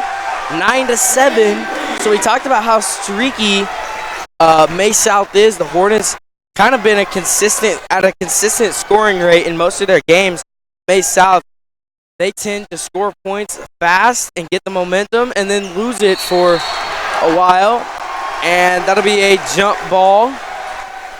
Nope, they're going to get Braden Gray on a over-the-back foul. And that's his first personal. He's had a little bit of foul trouble this year. But for the most part, him and Dessenberger are not on the court at the same time. And that's really been working on the defensive and offensive end. So Marion Pons will get his first action tonight for the Hornets, checking in. We described him earlier in the year as the guy that does kind of everything for the Hornets. He gets rebounds. He goes after 50-50 balls. He doesn't score a whole bunch, but he can score when he wants to. And he's able to get assists. So that's it. Good seeing him back on the court after not getting a lot of minutes in the last game for the Hornets. Well, I think Bonds was thrown off. He started every game up to last game, and because he didn't start last game, I think he was really thrown off. He got a technical in last week's game, and because of that, didn't get any minutes or hardly any minutes in the second half, and so that was tough to see. He was really thrown off, didn't get his normal production, and I think the Hornets really could have run up the score quite a bit more last week against Goddard had he been in the game. But 3:29 remaining here in this first quarter. Your Hornets lead by 2. What do you see on the defensive side of the ball that needs to be stopped? Because I saw a lot from Trey Reed, and though he doesn't have many points, he has been in a couple awkward positions and still made buckets. How can the Hornets stop number 3 Trey Reed? You know, what they did right there was they tried to switch into a man defense, and because the 1-3-1, Trey Reed was able to get on the inside, and really only one player was there to defend him, and that was the bottom player, which is someone like Mason Burns is not really a rim protector. Here's some pressure from Maize South, and Pons and Dalrymple get the bucket, way to break the press from the Hornets right there. As you know, the big way to break a press is to pass. You don't want to dribble in a press defense. But as I was saying, to get Trey Reed off his offensive rhythm, it'll be big for the Hornets. That's number 2. That's Isaiah Atwater, a freshman. He dominated quite a bit in the JV game. A lot of potential as a young freshman, Isaiah Atwater.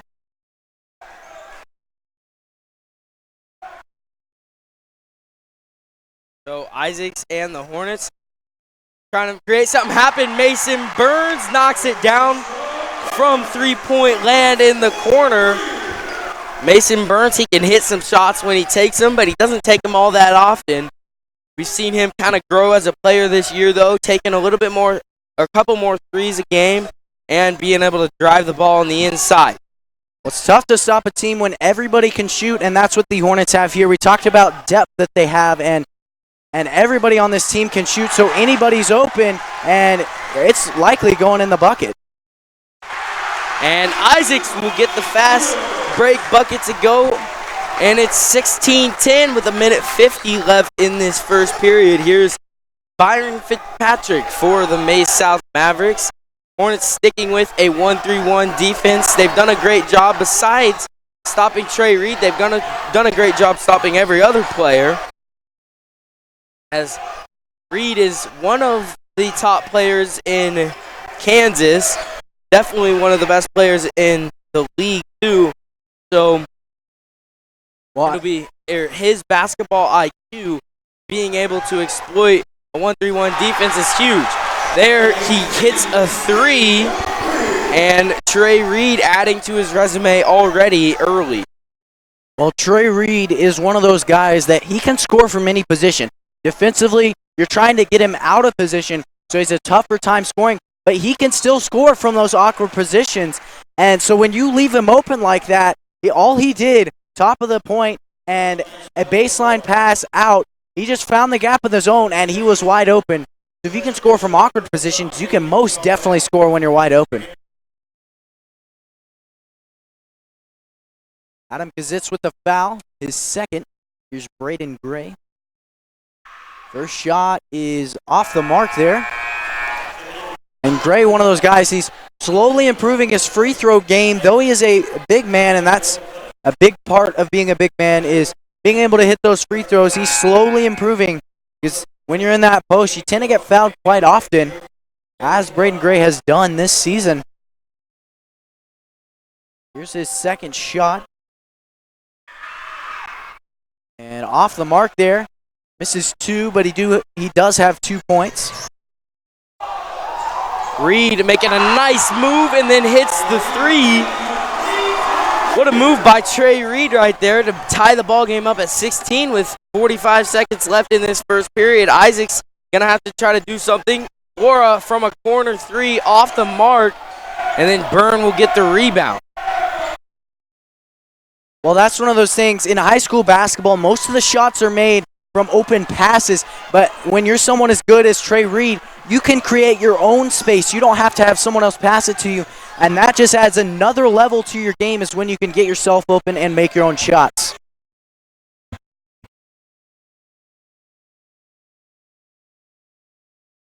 And right now, the only thing for Maize South has been Reed. We're going to hear his name a lot if the Hornets can't stop him. Inside, Braden Gray with the block, and to end the first quarter, we are tied at 16. We've talked about it multiple times, Caleb. The Hornets can put 4 quarters of basketball together. They're going to be successful. And a good first quarter, but they're tied up right now. Got to be better in these next 3 quarters. We'll be back at the start of the second quarter.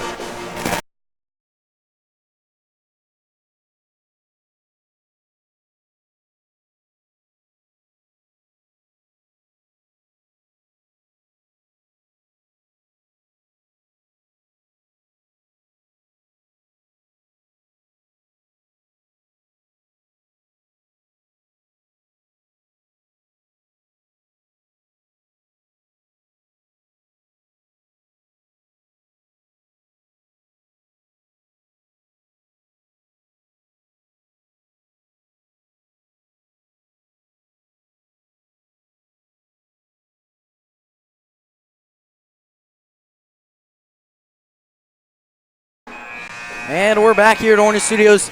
8 minutes to play through here in this ball game, and 16-all is your score. Hornets played a good game so far, but it's mainly been shutting down Trey Reed. He's had quite the game so far, as he has 12 points in the first quarter, and if he keeps that up, he's on pace to get close to a 50-point game, which would be incredible here, but definitely not what the Hornets want. That's going to be their goal here. Definitely what Coach Unround talked about in that huddle is shutting down number 3, Trey Reed. And number 3, Mason Burns, will be face guarding him. I know they wanted to do that at the start of the game, but Burns got an early foul and he was out. Isaac's going to fight for the ball on the ground, going to get the jump ball. Possession goes to the Hornets. And Isaac's going to get another steal to his resume. Well, I was reading this thing about Michael Jordan, and he was saying he loved to speed up in the second half because he knew how people were going to be playing him. Well, the Hornets know how this Maize South offense is going to be playing them now in this after that first quarter, and so now they have to change. They have to be able to realize how it's going to be Trey Reed most of the offense, and they have to find something to stop him. Here comes Parker Scott, coast to coast, gets that bucket to go, and a 2-point lead for the Mavericks, as Isaacs and company will get things rolling for the Hornets. Their half-court offense so far has been decent. A lot of threes have been taken. Gabe Phillips hits a one from the corner. That's his second 3 on the night. And Gabe Phillips' basketball IQ is through the roof. We saw him hit a 3 earlier where he was in the corner, shifted over, and found the open gap. But now he stayed in the corner and was in the open gap. Travel on the play by Jacob Byrne. And crowd is silenced a little bit. But you look at Jacob Byrne, and his ability to catch the ball and shoot it is superb and one of the best in the league. But right there, he wasn't ready for the ball, and he had to get his feet set and ended up traveling.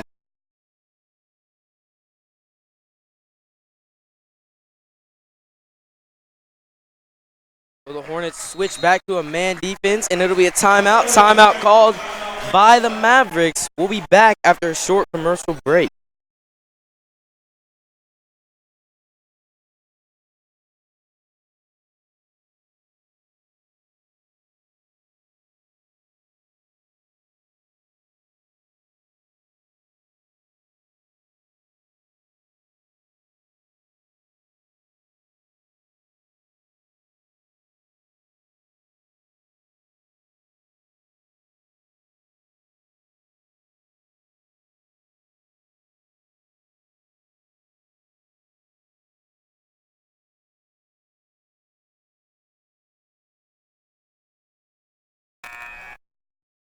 And we're back here. 6:36 remains here in this first half.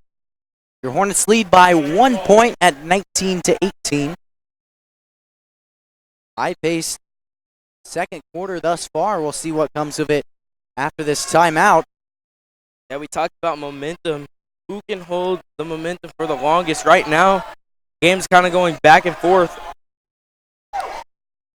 And there's Kazakh no good on the 3, and then rebounded by Burns. And he'll get it to Isaac, running the floor for the Hornets. Parker Scott, early 2 fouls. He's on Byrne, and that'll be a foul called. Jacob Byrne's going to get the bucket to go, and he'll be at the line shooting 1. We'll talk about production there. Trey Reed, his first foul of the game, and so far he's had 12 points. If he can get minimum amount of fouls and get points as well like Trey Reed has done, then you are being an amazing basketball player. That's what Trey Reed has consistently done throughout this season, and it's no different tonight. Here's Fitzpatrick up top. Phillips on Scott. Good ball pressure. Trying to make a move. Got it over to the freshman Atwater.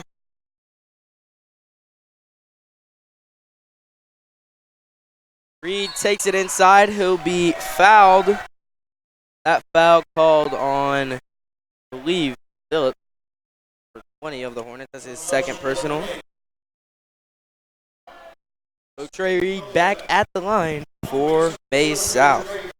Well, that's one of the things I love about Gabe Phillips is that he's so hard on himself. He expects the best of himself. He expects the best play that he can give, and because of that, he knows that that's not going to happen again. He's not going to foul like that again, and he's going to continually improve throughout the course of the game. Yeah, and I said not many Hornets gotten into foul trouble this year, but Phillips in a couple of the games so far has found himself in foul trouble at the end of the game and can't be in. And we know how important some of your, especially since he was a starter, but some of the physical players like Gabe Phillips, how important they are down the stretch. Isaacs bounce off the rim, doesn't get the shot to fall. Here's pushing Atwater over to Scott. He'll take a jumper from the free throw line off the mark, rebounded inside. Good move, and Braden Gray comes up with it for the Hornets after a wild sequence right there. 2-point ball game. Burns thought about the three in the corner. Hornets love to push the pace and then run their half-court offense as Isaac will set it up. Run a lot of set plays this year. They're trying to get people open. They have the shooters to do it. Isaacs inside, left hand, gets it to go. Well, watching that Maize South game Tuesday, I've seen a timeout there, or excuse me, out of bounds there on Trey Reed, so it'll be a turnover there. But I compared Trey Reed a lot to Eli Isaacs because both of them are aggressive defenders, and both of them also can finish from awkward places. That's what Eli Isaacs just did there. He took nothing and made it into a basket, and that's exactly what Trey Reed can do as well. And so these two players are pretty evenly matched.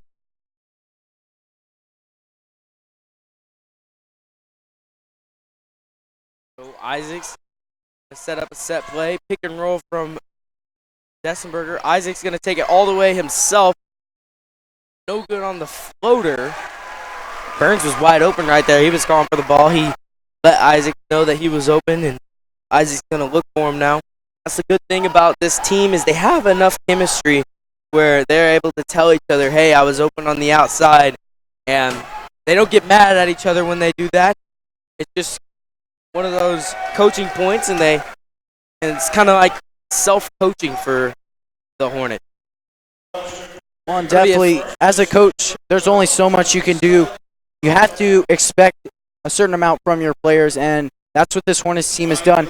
They've shown a lot of leadership, the seniors especially, but also they're continuing improving throughout the game. As I said, Gabe Phillips, but about every one of these players, they're communicating. They're constantly fixing things that need to be fixed. For 20, Gabe Phillips checking in for Burns. He'll go to the bench. 4:22 left in this second quarter.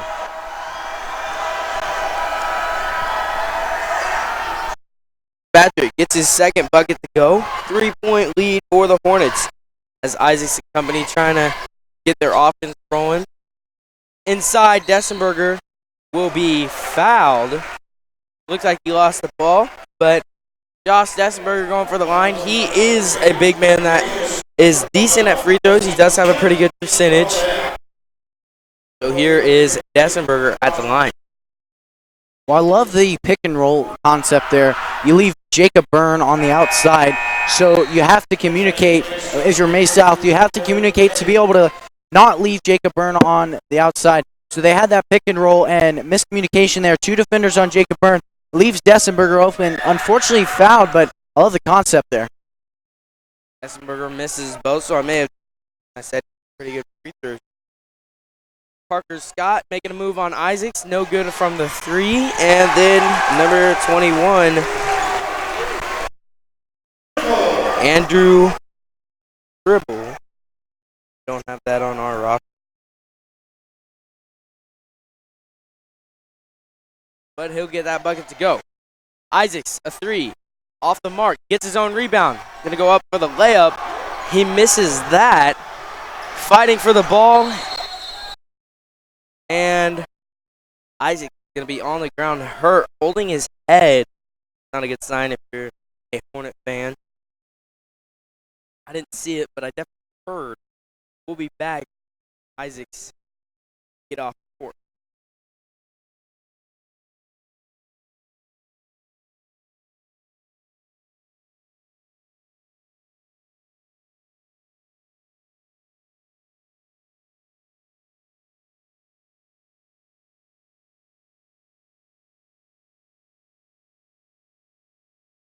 So Isaacs gets off the court on his own power, and hopefully he'll be okay.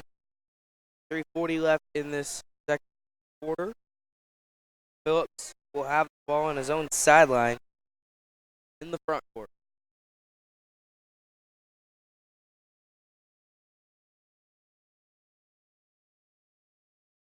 Joe Burns is going to be running the show for the Hornets, getting things set up on the offense end. Here's Pond. Over to Phillips. He's going to have a baseline drive inside. Gets that layup to go. And Gabe Phillips, we know how strong he can finish inside the paint. We know he can get inside. Doing a great job of that tonight for Valley Center. Well, that's one of those things. The movement was around the arc. The momentum was around the arc. And so because of that, Gabe Phillips caught his defender off guard by driving immediately. A good layup there, a transition layup by Jacob Byrne. And so that'll make it 28-23. Your Hornets lead by 5.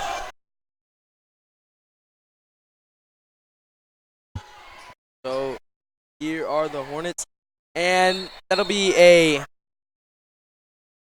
off of Byrne, as Jacob Byrne tried to draw a charge right there, but lost the ball. Went off of Byrne's arm out of bounds. It'll be Maize South ball underneath their own basket.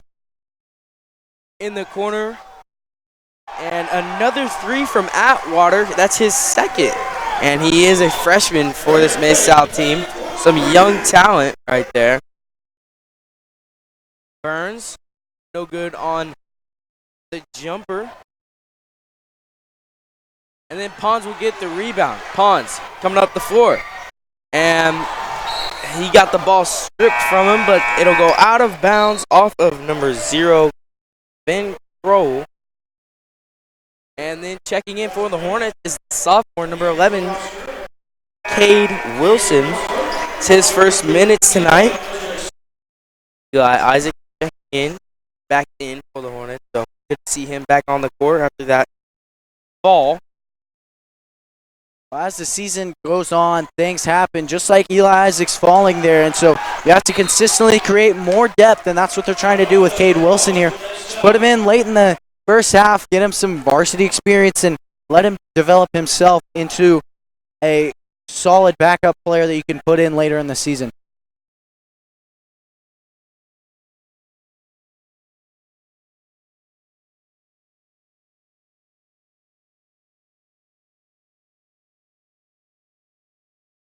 Fitzpatrick and Isaac playing around with the ball at half court.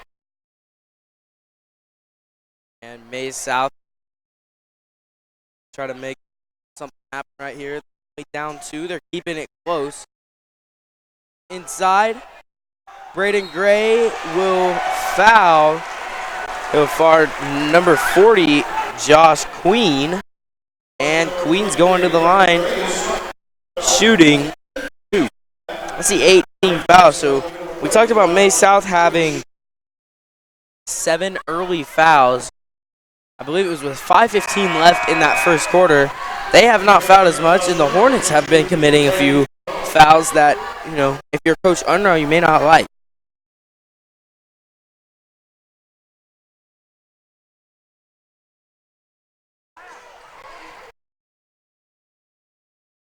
Well, at 6'6", the ability to not only play in the post but make free throws of Josh Queen, that's incredible, and it adds another layer of value to your team.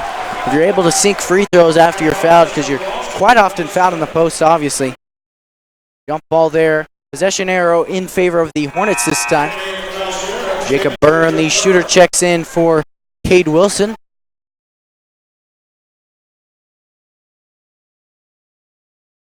So Isaacs set the pass it in, got it to Phillips.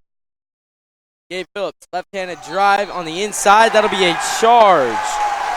Jaws Queen draws the charge, and that'll be Gabe Phillips' third personal foul. 19 fouls in this first half with a minute 34 left.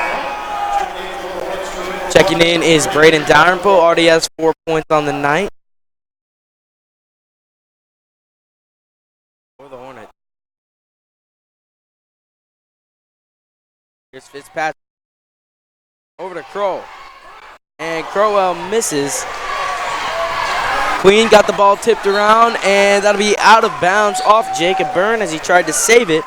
And it'll stay with the Mavericks underneath their own basket. Trey Reed has been quiet here in this second quarter after having 12 early first quarter points. He hasn't had a lot, but some other players have stepped up for Maize South.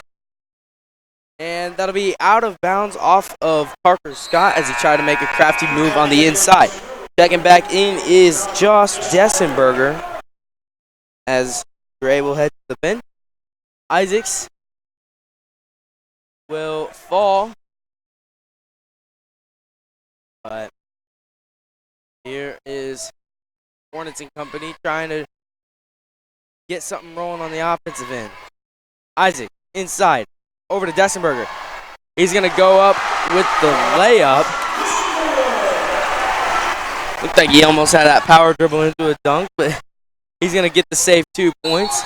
And that'll be a foul called on Josh Dessenberger. You can hear the crowd not agreeing with that, as looked like his arms were straight up from this angle, but it'll be Parker Scott going to the line, shooting 2 for Maize South. I want to go back to that offensive play by Josh Dessenberger. That's one of the values of a postman that is so important. He just shifted backside, a left side drive. All you have to do is shift to the right side of the lane. He was right there, wide open, because that postman goes to help and then leaves Dessenberger wide open. And because of that, he gets an easy two-point basket.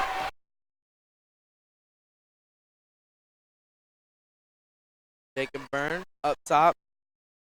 Thought he had Dessenberger for a moment. Right for it inside. Ball fought for on the ground. That'll be a jump ball possession. Arrow goes to Maize South.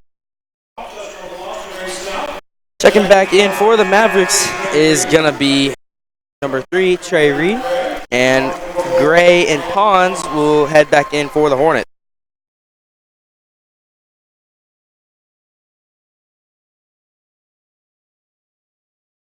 28.7 seconds left. Looks like Maize South is going to try to slow things down, get the last shot, get the momentum. 30-30 our score. And whatever team's going to get this last shot off could get the momentum heading into the locker room. But Trey Reed has Pons and Isaacs on him. Out Parker Scott for 3. Gets it to go. And Isaacs is going to have to chuck one up. So Parker Scott ends the first half with a banger for Maize South. 33-30 our score. We'll be back at the start of the second half right here on Hornet Studios.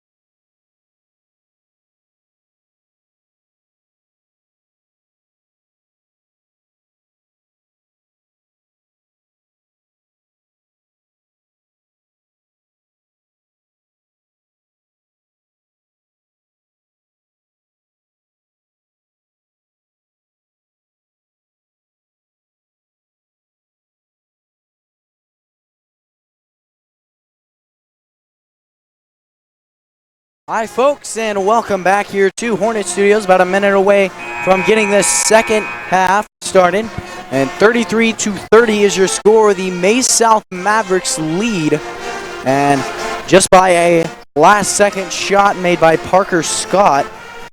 And so for the Hornets offensively, everything is spread pretty even. Gabe Phillips with 8, Jacob Byrne with 7. But other than that, the Hornets have just about every player has scored. There is only 3 players on this Hornets roster that have yet to score. And for Maize South, it's been the Trey Reed show, at least in the first quarter. 14 points so far in this game, 12 in the first. And Parker Scott had 7. Isaiah Atwater, the freshman, hit 2 threes, giving him 6 points. And then a couple other players from there, Ethan Schinkel, Andrew Schinkel, both with 2. And then Josh Queen with 2. And we saw him late in the first half. And interested to see if they'll play Josh Queen a little bit more. But on the defensive side of the ball, Austin, what do the Hornets need to change to slow down this Mavericks offensive production? You know, when Trey Reed went off in the first quarter, is because he was just plain out making smarter basketball IQ decisions against a 1-3-1 defense. And then they switched up their defense a little bit, and even when they played the 1-3-1, they focused too much on Trey Reed, and Parker Scott and a couple other players were able to get some points of their own. But I really think what let down was the intensity that they played with. They still played with a high intense offense and defense, but it just wasn't at that level that it was in that first quarter. And that some of that is due to the fact that they were getting a little bit tired and stuff. But the glass, on the offensive glass, Maize South had way too many offensive boards for Valley Center's liking. So we'll see what they can do here in this second half, as an early turnover right there on their first possession on offense. But they are only down 3. There's been a lot of thrillers with Maize South and Valley Center in the past couple years. Last year at Maize South, Trey Reed ended up hitting the buzzer beater 3, it was just a regular two-point jump shot. But so the Hornets are used to being in close games with Maize South. That's one of the reasons why there's big student sections here tonight, because these games are usually good and close. But Isaiah Crowell will hit a 3 to extend a 6-point lead.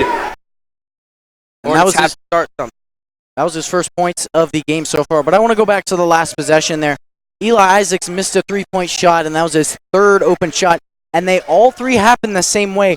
It was a screen there for Isaacs, and then miscommunication between Maize South, and then Isaacs got open because it was a 2-on-1 and leaving him open.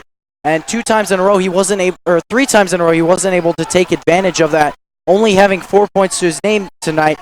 But that's one of the things the Hornets, or just sports in general, you have to be able to take advantage of other teams' mistakes, and Eli Isaacs couldn't get that there. So I'd like to see that a little bit more, is focusing on taking advantage of mistakes, because this Maize South team has made quite a few mistakes tonight, and so just taking advantage of those, and if they're able to do that, they'll easily regain the lead back. So Trey Reed missed on the fast break layup. Great job by Jacob Byrne to act like he was going to draw a charge. Trey Reed had to figure out something. He couldn't get another foul. And right there, Jacob Byrne misses, which Byrne has not had the kind of night he usually has on the three-point line. In the last home game, he hit 5. There's been a couple times this season where he's hit 6 threes in a game. So not his offensive production for the Hornets, but a lot of other players have stepped up. One in Gabe Phillips, who missed that shot right there, but did have 8 points at the break.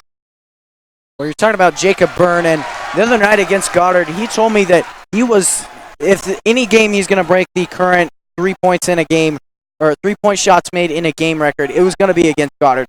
And in the first quarter, he was on pace to shatter that record with 4 3-pointers in the first quarter. After that, just went cold, made 1 the rest of the game, and has just not been the same either in practice or in the game, obviously, as he hasn't had his night. He hasn't made a single 3 so far, and that's rare to see from him. Eli Isaacs makes a driving three to the right, or a driving layup to the right side. So it makes it 32-36. Isaacs has 6 points on the night, a layup in each of the quarters thus far. That's Parker Scott who drives in, couldn't get the bucket to go, but the follow-up by Kazitz, and he'll get his first points of the night for Maize South. Isaacs, good move on Reed. Inside, Jacob Byrne, a corner three, off the mark. Jacob Byrne still cold from three-point land. Trey Reed, a long two, gets that bucket to go. 40-32, 8-point lead for the Maize South Mavericks. Hornets need a bucket right here on the offensive end and a couple stops on the defensive end. I talked about it in the first half. When you're able to create your own space at the high school level, create your own shots on the offensive side of the ball, you bring another presence to your team. Jacob Byrne makes a layup there, but that's what Trey Reed has done. He's been able to create his own presence and take step-back jumpers, step-back threes, and those are just really rare to see at the high school basketball level, and he's done that, and he's made those shots, which is just insane, especially at this level, creating your own space and making shots. But he had 4 points in the past 2 quarters, so Hornets have started to shut him down slowly but surely. One of those things is Isaiah Atwater, the freshman, making a couple threes here and there. He's got 2, and he's been open a couple times, just haven't had the chance to shoot the ball quite yet. What can the Hornets do to stop Trey Reed, do you think, Austin, but also make sure that those other threats are at least contained? Well, Caleb, they just need to go back to what they did in the first quarter. Even though Trey Reed had a great first quarter, they just need to play with intensity. You know, I don't think their defensive scheme needs to be changed, but what I do think needs to be done is just, it's not a coachable thing. It's really just playing hard. They're doing a great job of keeping in the game, but if you really want to win a basketball game, you have to embody what Coach Unruh preaches. And we talked about at the beginning, they had to run a lot this week. And even though running is just a simple down and back, it still preaches that mentality of mental toughness and don't give up. And the Hornets have to be able to keep that mentality throughout 4 quarters of a ball game. Trey Reed, a beautiful move right there, but couldn't get the basket to go. Out of bounds off of Katzitz, and it'll be Hornet ball. Well, you make a simple down and back seem a lot easier than it is, but definitely mentality's half the battle. So right there, it'll be Maize South ball after another one of the refs saw something different. Here's Ben Crowell for 3. That was Crowell. And Isaacs to set things up for the Hornets. Flora up top. Ball gets stolen. Fitzpatrick and company coming down the floor, but that'll be a foul called. An off-ball foul. So you don't see that very often on a fast break, but Ray Flora will be called for a foul. And well, we talked about in pregame, this is a streaky team, a team that will go on runs quite often. This is one of their runs. One of the biggest things is scoring a couple buckets and getting the momentum back in your favor, and that's what the Hornets are failing to do. And they weren't able to keep possession of the ball there, leading to a Ray Flora foul, but momentum's still in Maize South's favor, and they're on a run. The Hornets have to find a way to shut down this run and regain a manageable deficit. At the line. His first up, in. So Marion Pons checks in for Flora.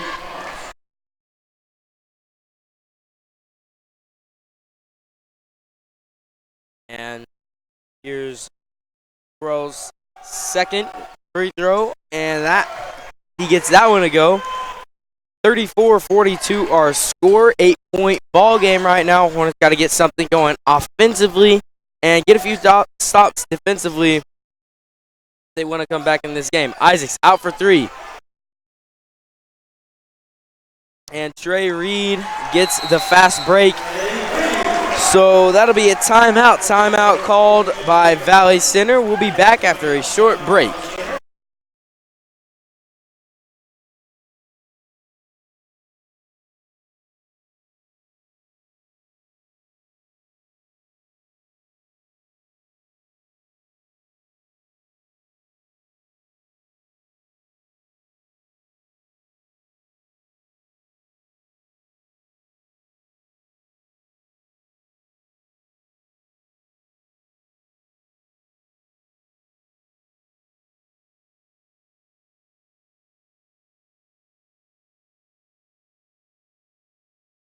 And we're back here at Hornet Studios. 3:28 remains here in the third quarter, and a much-needed timeout. Maize South on a run right here, and 11-4 has been the offensive production so far in the third quarter, with the Maize South Mavericks leading in points in the third quarter as well as points on the board. And Pons will drive in, get the bucket to go. Marion Pons gets the and one. He'll be going to the line, shooting one for the Hornets. Pons has not been the best free throw shooter for the Hornets. He does get to the line quite often when he drives inside. Josh Queen coming back in for Maize South. Pons, here's his first and only free throw. And bounces off the rim. Phillips gets the rebound off the mark. Ben Crowell and company to Reed. And Trey Reed will drain it from downtown.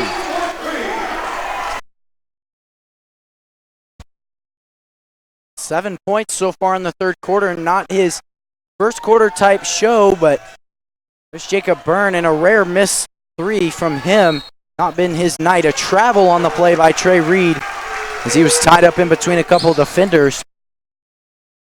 So Jacob Byrne not having the shooting outing that he's had in the past, but you know, one three for him could change the ball game. If he could just hit one, then it could change the ball game for the Hornets and could change the ball game for him as there's 2:40 left in this third quarter.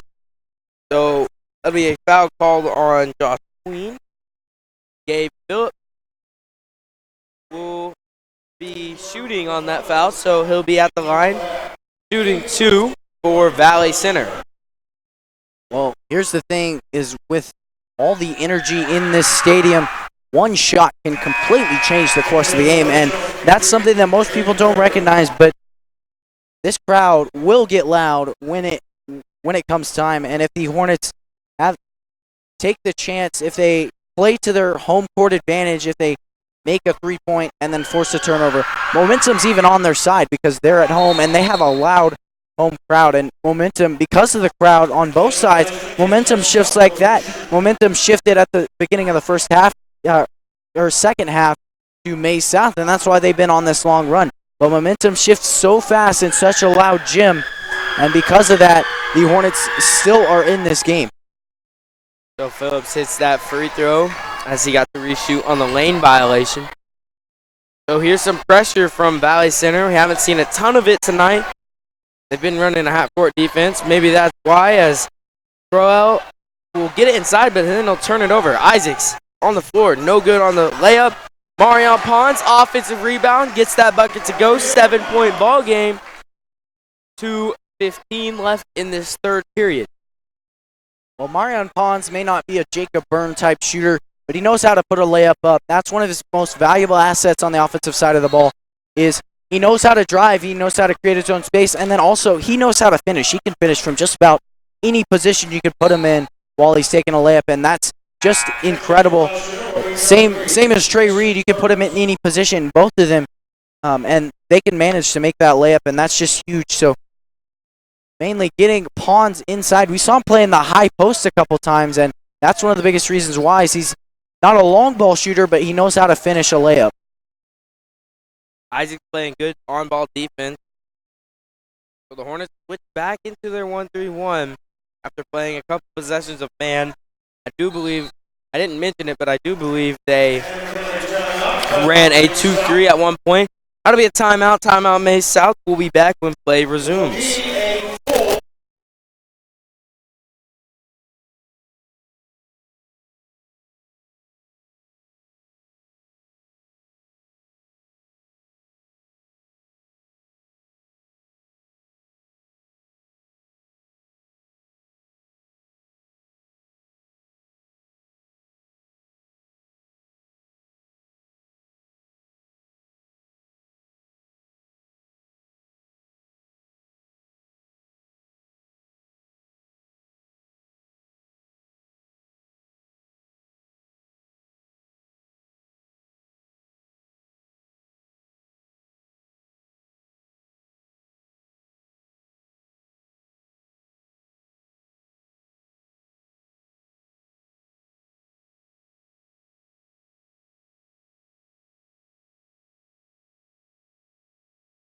And we're back here at Hornet Studios. 146 remains here in this third period. And 47-40 is your score. The Hornets down by 11 at one point and trying to shave down that lead. They've shaved it by 4 points and need to go on a run here to get a manageable deficit, as Maize South went on a run, but looks as though it might have stopped. Here's Fitzpatrick inside. Thought he traveled, but he got Pons turned it over. But looked like Fitzpatrick traveled. Crowell for three, off the mark. Fitzpatrick rebound, goes inside. Ball movement. And Trey Reed off the mark with his three. Ball gets tipped around. Isaac's going to run the floor for the Hornets. He'll get it out to Byrne. Byrne thought about the three. He'll drive in. Gets it to Gray. And the Hornets will have to set up a half-court offense as Fitzpatrick gets a foul for hand check as he tried to steal the ball from Mason Burns. Second in for Maize South, number 22, Baron Lynch. 23, Owen Klein. Check in for Maize South. Well, if you notice one thing on that play, it's how tightly Jacob Byrne is being guarded. And the scorebook doesn't show you the whole story. He might not be producing the points that he wants to be producing. That's because he's in the scouting report for every single team. They're going to pick their best defender, and they're going to put their best defender on Jacob Byrne, because when Jacob Byrne is hot, they can't leave him open. They need a good defender on him. And an alley-oop there. Braden Gray even steps over Josh Queen, and this crowd is loud. That right there might have just shifted the course of this game. Not only an insane alley-oop, but followed by the step over by Braden Gray. That says it all. The Hornets have to keep the intensity up on defense. 3 seconds. Ben Corral for three and gets it to go. So after the dunk, a momentum shifting three from Ben Crowell. And at the start of the fourth quarter, we'll see an 8-point lead from the Maize South Mavericks over your Valley Center Hornets. We'll be right back here on Hornet Studios.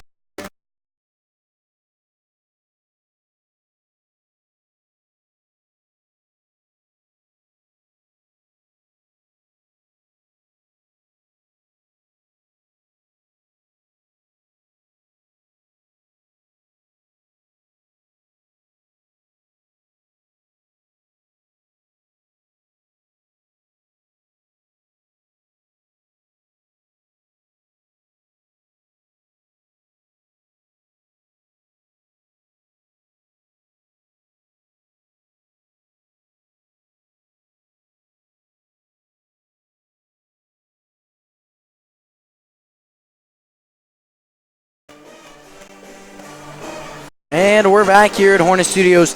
8 minutes remains in this game, and 8 points is the deficit here. The Hornets trail by 8 points here in the fourth quarter, and a long three-pointer, I believe it was there, by Ben Crowell. So that ended off the third quarter, but then an alley-oop by Braden Gray ended off the offense for the Hornets in the third quarter. So an incredible momentum shifting play, followed by another one one from Valley Center and one from Maize South. We'll see what they can do with that here for the start of the fourth quarter. Maize South starting it off slow, taking their time on the offensive side of the ball. And ball almost goes out of bounds. But Trey Reed saves it off the mark on Scott. On Scott's three. So the Hornets have something to work with. They have an 8-point deficit that they need to get rid of. Ponce inside. Gets the bucket to go with the left hand. Ponce, who is left-handed, has 6 points. And playing, you said earlier, he looked a little frazzled in the last game as he got a technical and he was thrown off by not being able to start. So this game, he's really embodied it and came out and scored 6 points and done good things on the defensive side of the ball. But another three from Ben Crowell. And we knew that Maize South is a streaky team. They're going to be able to make shots, and they're going to be able to make a lot of them at certain times in the game. The Hornets just have to stop this streak right here and don't let another one get going. As Trey Reed will steal it, and he will be fouled by Isaacs as he made some beautiful basketball moves right there to get the ball and spin Isaacs off of him, and then could have got the and one, but Isaacs makes a good play to put him at the line. But Trey Reed, we know how good of a free throw shooter he is, gets that one to go. Checking in for Maize South, the freshman Isaiah Atwater checking back in, already hit 2 threes. And then Mason Burns checks back in for the Hornets. We talked about them being a streaky team, and I've definitely seen a more consistent team than I've seen in the 2 games I watched them this season. The 2 other games I watched them this season, both of those games were very streaky, and here they've been more consistent. Yeah, they have gone on runs, but even when they're not on fire, even when they're not on those runs, they still have offensive production. They can still score the basketball. Isaacs makes a big play there around Adam Kazitz and puts up a layup. So that will give him his 8th point on the night. Though offensive production has not been what he wanted, he still manages to get points. A travel on the play there by Parker Scott. Gabe Phillips checking back in for the Hornets. As that was good defense right there from Jacob Byrne. You don't see it a lot in high school, but in college is where you really see it.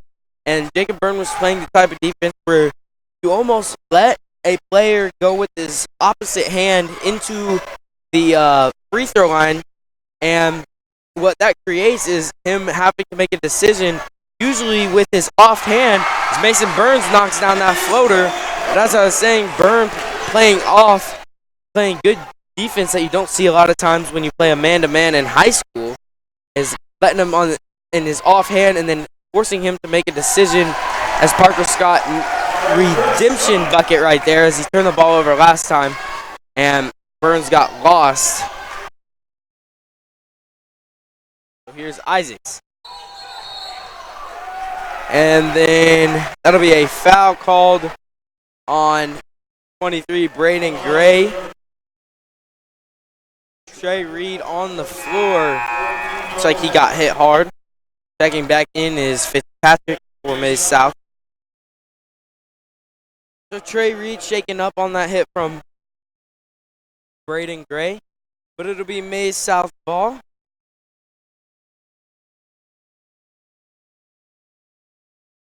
And with 5:15 left in this fourth quarter, it is a 9-point ball game.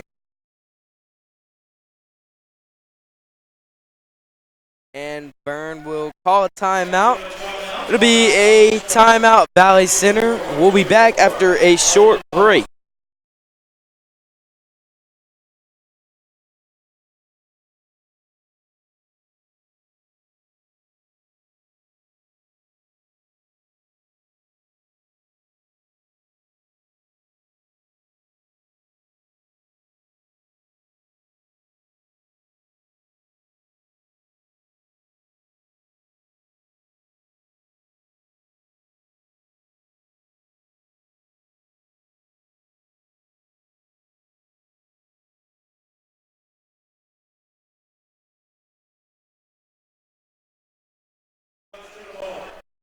And we're back here. Jacob Byrne got possession of the ball, called a timeout, making sure he would keep possession. It'll be Hornet ball after that. Good basketball I play for Jacob Byrne. Know how much basketball he's played in his life. So Isaac being guarded tightly, and he'll get the ball in, he'll get it across, and here comes this Hornets offense. Here's Phillips up top. Gonna try to make a move. Gets Trey Reed, and then he'll go inside, and he'll get the bucket to go. Gabe Phillips hyped after that bucket, and the whole crowd thought they may have called him for a travel, but he'll be at the line shooting one to try to bring this game within 2 possessions if he can make this free throw. And that right there might have shifted the game. Free throw made by Gabe Phillips. And Trey Reed was clearly shaken up after that hit from Braden Gray.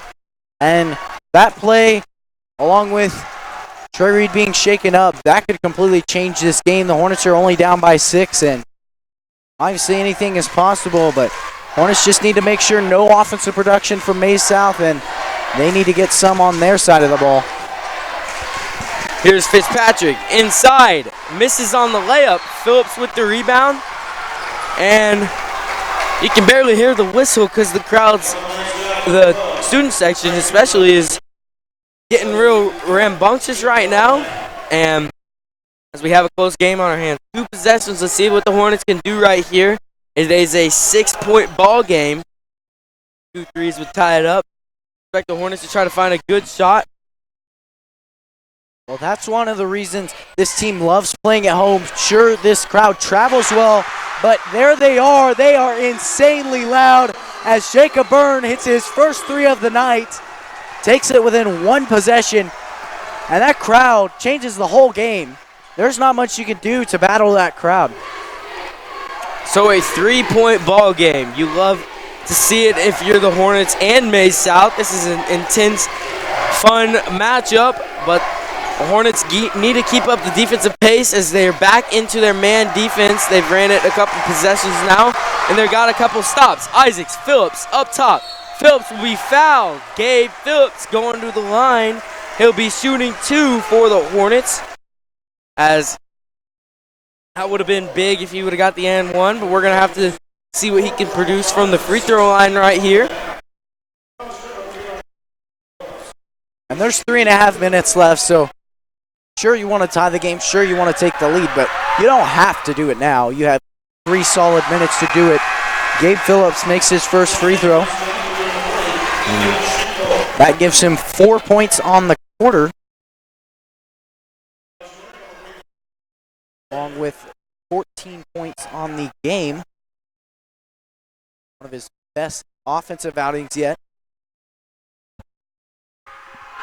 And second shot is up, and it falls, so that will be 2 for 2 at the line. A timeout there by Maize South, and every Hornet fan knows that means Maize South needs to regroup. They know they're in their head, and we'll see what the Hornets can do after this timeout.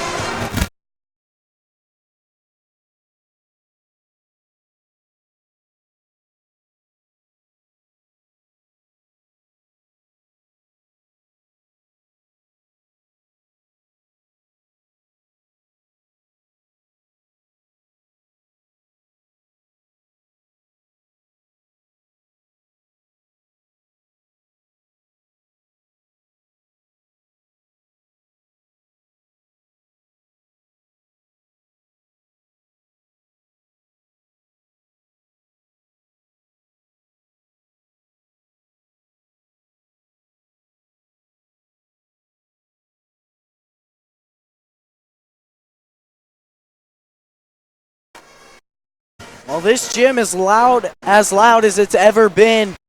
And in perfect timing, 56-57, your Hornets trail by 1 point. And we'll see what they can do, see if they can take the lead, and if so, they run it up.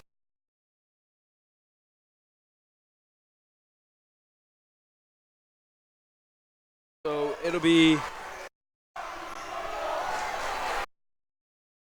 Crowell bringing it up for Maize South. Gets it inside to Queen. And he will be called for a travel. Great defense for Braden Gray right there. And here we go. Hornets have a chance to take the lead. 3:19 left in this fourth quarter. Isaac's going to bring it up the floor like normal for the Hornets. Well, Braden Gray ties this basketball team together at 6'8". He can block just about every shot that comes his way. And there's Jacob Byrne, a three-point shot, his second of the night. And this crowd is going wild. An incredible shot there, and they'll take the lead by 2. Jacob Byrne heating up at the right time. A steal there from Eli Isaacs. It's taken away by Fitzpatrick, but incredible shot there by Byrne. Foul on the play, and it looks like it'll be on Phillips. That's Gabe Phillips' 4th personal. Ben Crowell, he's hit a few threes on the night. He's a great shooter for this Maize South squad. And here he is at the free throw line to try to get the Mavs back in it. He'll miss his first, got another one right here. Or excuse me, he'll get 2 more because he was fouled on a 3.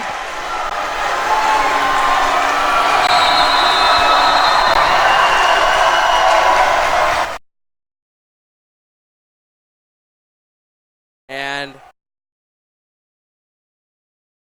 I guess Coach Unrau didn't want a timeout. The ref thought he did.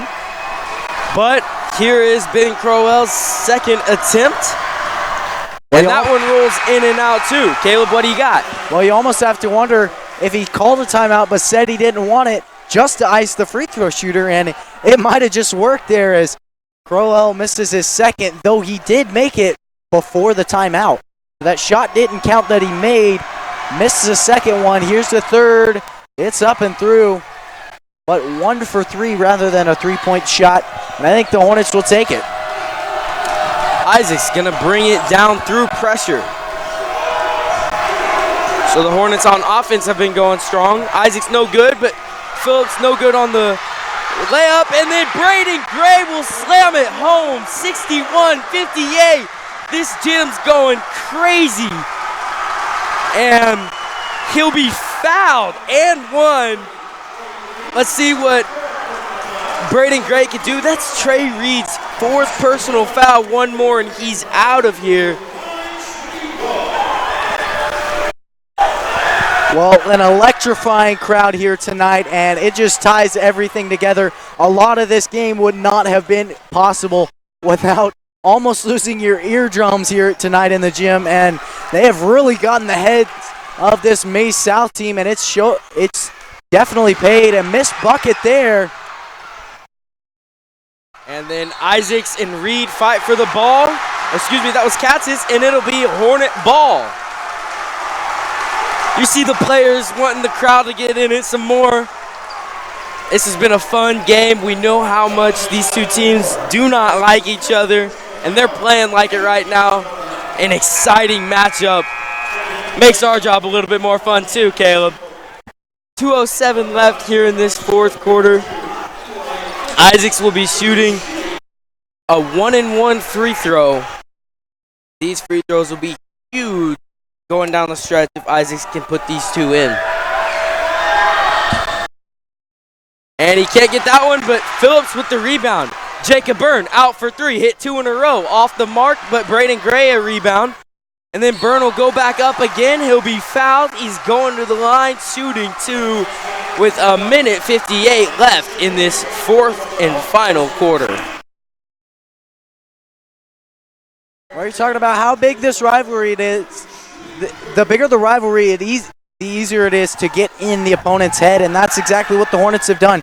If you can get in your head, you've won half the battle right there, and half the battle right now is just making sure they have enough points in the board there in the heads of Maize South. Jacob Byrne makes his first free throw, excuse me. And Byrne will knock down both. 2 big free throws from the Hornets. Timeout called by the Maize South Mavericks. 63-58. Our score. We'll be back when play resumes.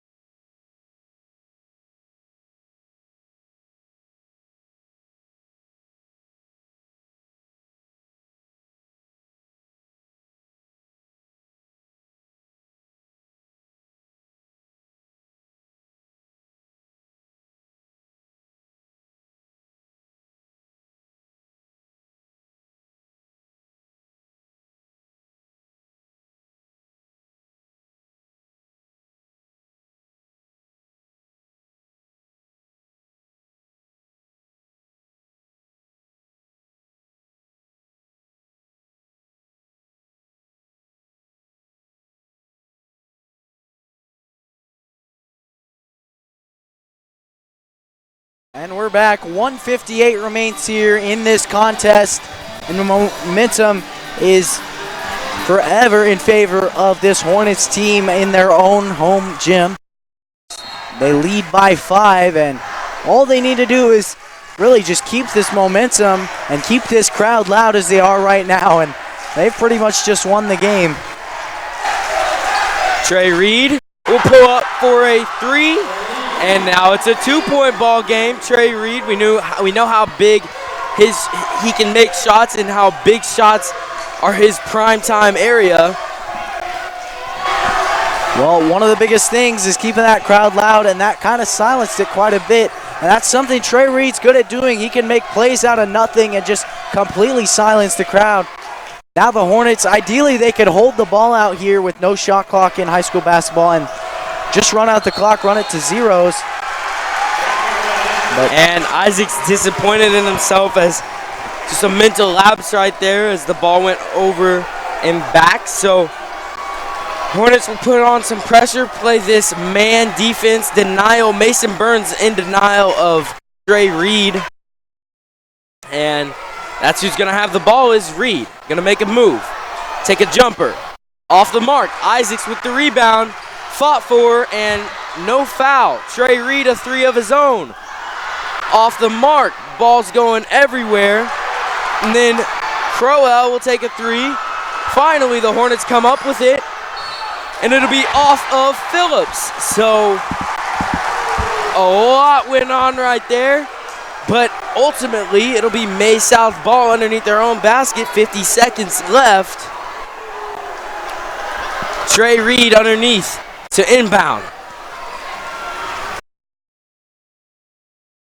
Parker Scott doesn't have very many points in this game, not his usual scoring fest, but they're going to call that a foul on the Hornets. They're going to get number 10, Jacob Byrne. That's his second personal. Byrne doesn't usually get himself into foul trouble. That's good, especially how big of a player he is for the Hornets, but he does have 2 fouls right now in this game, but only 45 seconds left. Caleb, what do you got? Well, I understand what Jacob Byrne was trying to do there. He was, first of all, trying to force a travel, and if that didn't work, he was trying to get that jump ball, which the possession arrow being in favor of the Hornets. That would have been huge, because either way, it goes back to the Hornets. But a left side drive there by Parker Scott, and he'll put up a bucket, ties this ball game. And a timeout here with a tie ball game. We'll see what happens after this timeout, coming back after this break.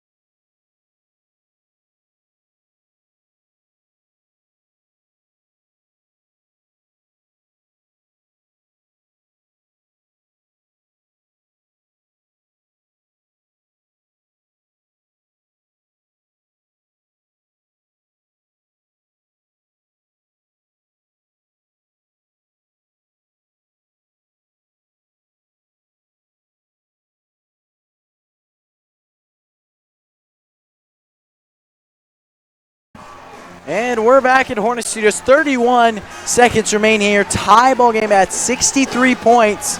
And just added up. Typically the Hornets don't play well in prime time, but they've scored a whopping 21 points here in the fourth quarter compared to 13 of Maize South's. And so even though it is tied here, they have produced a lot more late in the game, which is a rarity to see from this team.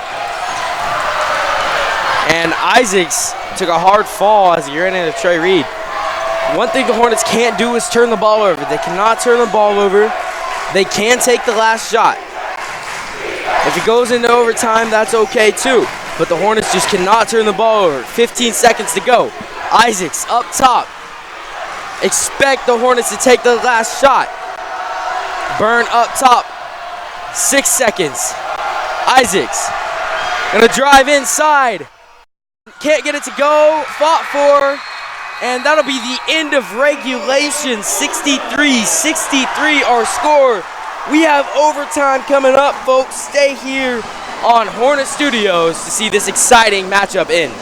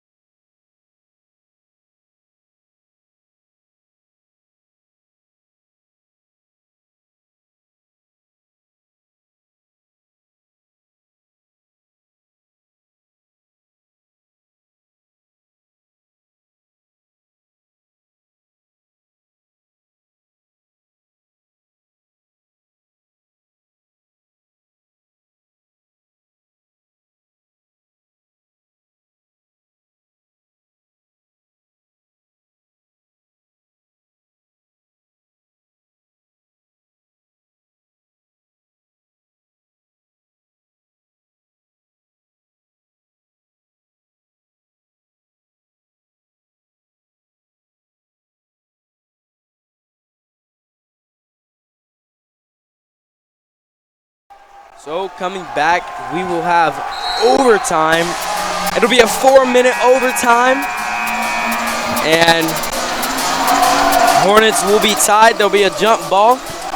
And Braden Gray set to jump for the Hornets. Well, this may be one of the most intense overtimes there is. Sounds like a home crowd from Maize South and is a home crowd from Valley Center. But this has been a heated matchup all game, and it's been back and forth. Each one of these crowds is really loud, and either way the momentum shifts, this crowd is going to be electrifying from either side. So the Hornets offense will have to get going. Phillips lost the ball, but there will be a foul called. So Hornets luck out right there, as it looked like Maize South was going to be able to get a fast break. That'll be the 10th team foul. Phillips at the line. Shooting 2 for the Hornets. Phillips, a great free throw shooter. Let's see what he can do here under pressure. Well, these are the times right here. These are the times that you practice for. All those shots you put up in the gym, these are the important shots. And until you've been in these situations, you can't really simulate them. But Phillips got under pressure for the first one and drains the second one there. So gives the Hornets a 2-point lead. We'll see what they can do for the first defensive possession of the game of overtime for the Hornets. Trey Reed, another good move to get on the inside. And Trey Reed adding to his resume tonight. He's been the only consistent scorer for Maize South. The Hornets have to be able to control him, along with Crowell, who's hit a couple threes tonight. Isaacs and company out by the half-court line.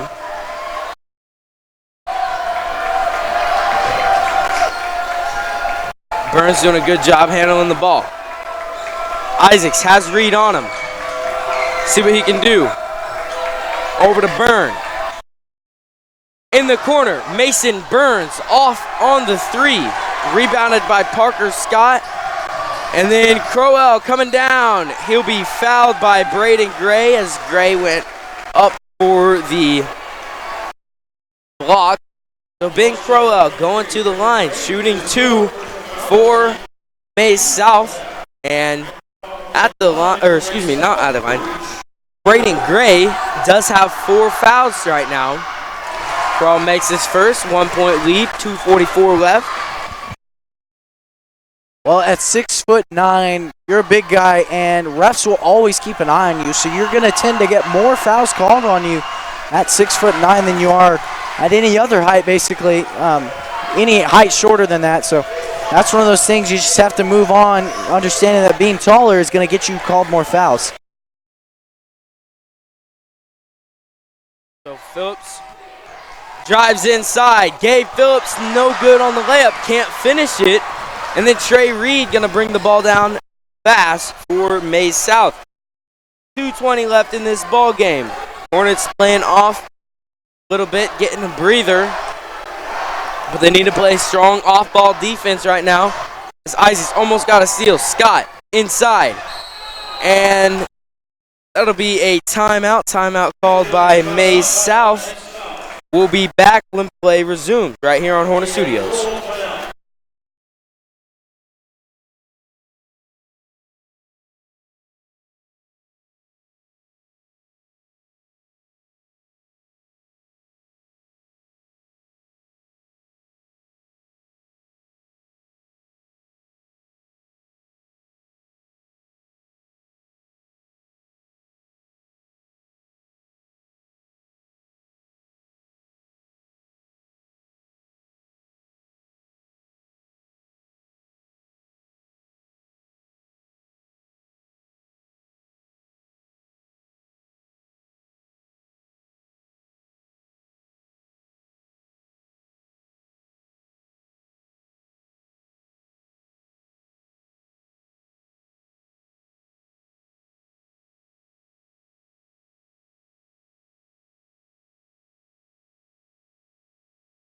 .206 remains here in OT1, and the Hornets have struggled to score, putting up 2, or at least score at the same rate Maize South has put it up, causing 2 turnovers on the defensive side of the ball for Maize South.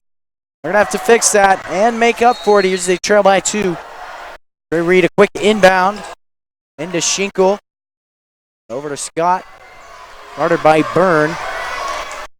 Here's back up. Parker Scott up at the top. Under 2 to play.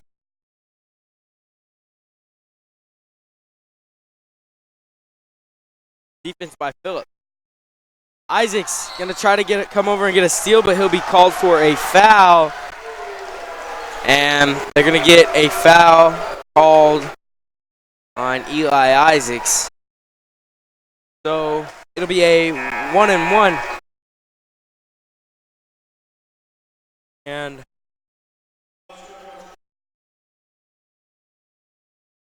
they're gonna get Phillips on that foul. So Phillips will foul out. A great game by Gabe Phillips. But it'll be Pons coming in. So Phillips had 17 points, and he'll head to the bench. That'll be his final minutes of the game. And Crowell still excelling at the free throw line for Maize South. Makes both. 4-point game, 65-69 our score. Well, I know you don't ever choose who to foul, but Ben Crowell is one of those guys you want to avoid playing aggressive on him. Eli Isaacs, a left side drive. And Jacob Byrne in the corner there, cut up behind him, opening up a gap there for Eli Isaacs to drive and possibly get the end one. We'll see what it does here, but makes the layup. Now they're on Byron Fitzpatrick. The shot is up, and it's good.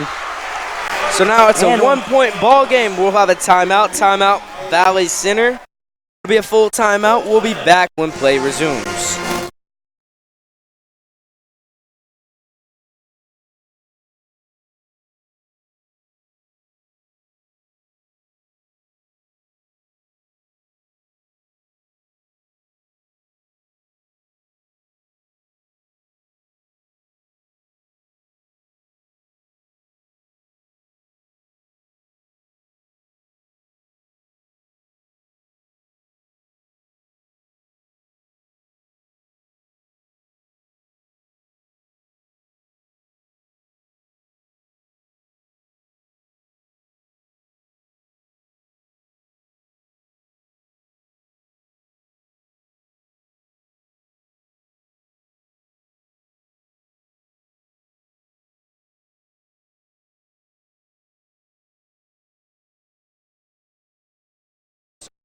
So on the floor for the Hornets will be Eli Isaacs, Marion Pons, Mason Burns, Jacob Byrne, and Braden Gray. 1 minute and 33 seconds. Eli Isaacs and company going to be face guarding, trying to create pressure on the inbound. So here's Pons on Scott. Marion Pons, a great defender for the Hornets. And Mason Burns is on Trey Reed. Done a pretty good job tonight, as we know how much Reed scores on a normal basis. 1:05 left. Ball gets tipped around. Out of bounds off the hands of Gray. And I think if Gray wouldn't have gone for that and made it act like it was off of his hands, that the refs would have called it Valley Center ball. But maybe it did touch him, maybe not. Parker Scott gets it inside. So it is a 1-point game. Hornets need to create pressure right here. Well, the Hornets have practiced this scenario a couple times this week because they've been in this scenario against Maize South a couple times where they have to apply their own ball pressure and either create a foul, just like Mason Burns just did, or force a turnover so they can get the bucket. And unfortunately, they have to resort to a foul with 42 seconds left. And you know, Caleb, I'm not sure that was the smartest player to foul, as Ben Crowell has made a ton of free throws here as late. I'm not sure the exact number, but he's made 4 in this overtime, and then he's made 3 of 5 in regulation, now 5 in overtime. So Braden Dalrymple back in for the Hornets. Here's Crowell's second, and he'll make it a 3-point ball game with 42 seconds left. No need to rush things for the Hornets. No need to get a 3 immediately either. Isaac's going to bring it in, try to get the layup to go. Ball gets tipped around, and Parker Scott with it. Maybe not the best decision right there from Isaacs, but here are the Mavericks. Then Isaacs will have to foul number 1, Parker Scott, who is also a very good free throw shooter for the Maize South Mavericks. You can see Isaacs is visibly upset with himself as he went for that layup. May not have been the best decision at the time. And Scott will hit that one, make it a 4-point game. 20.8 seconds left.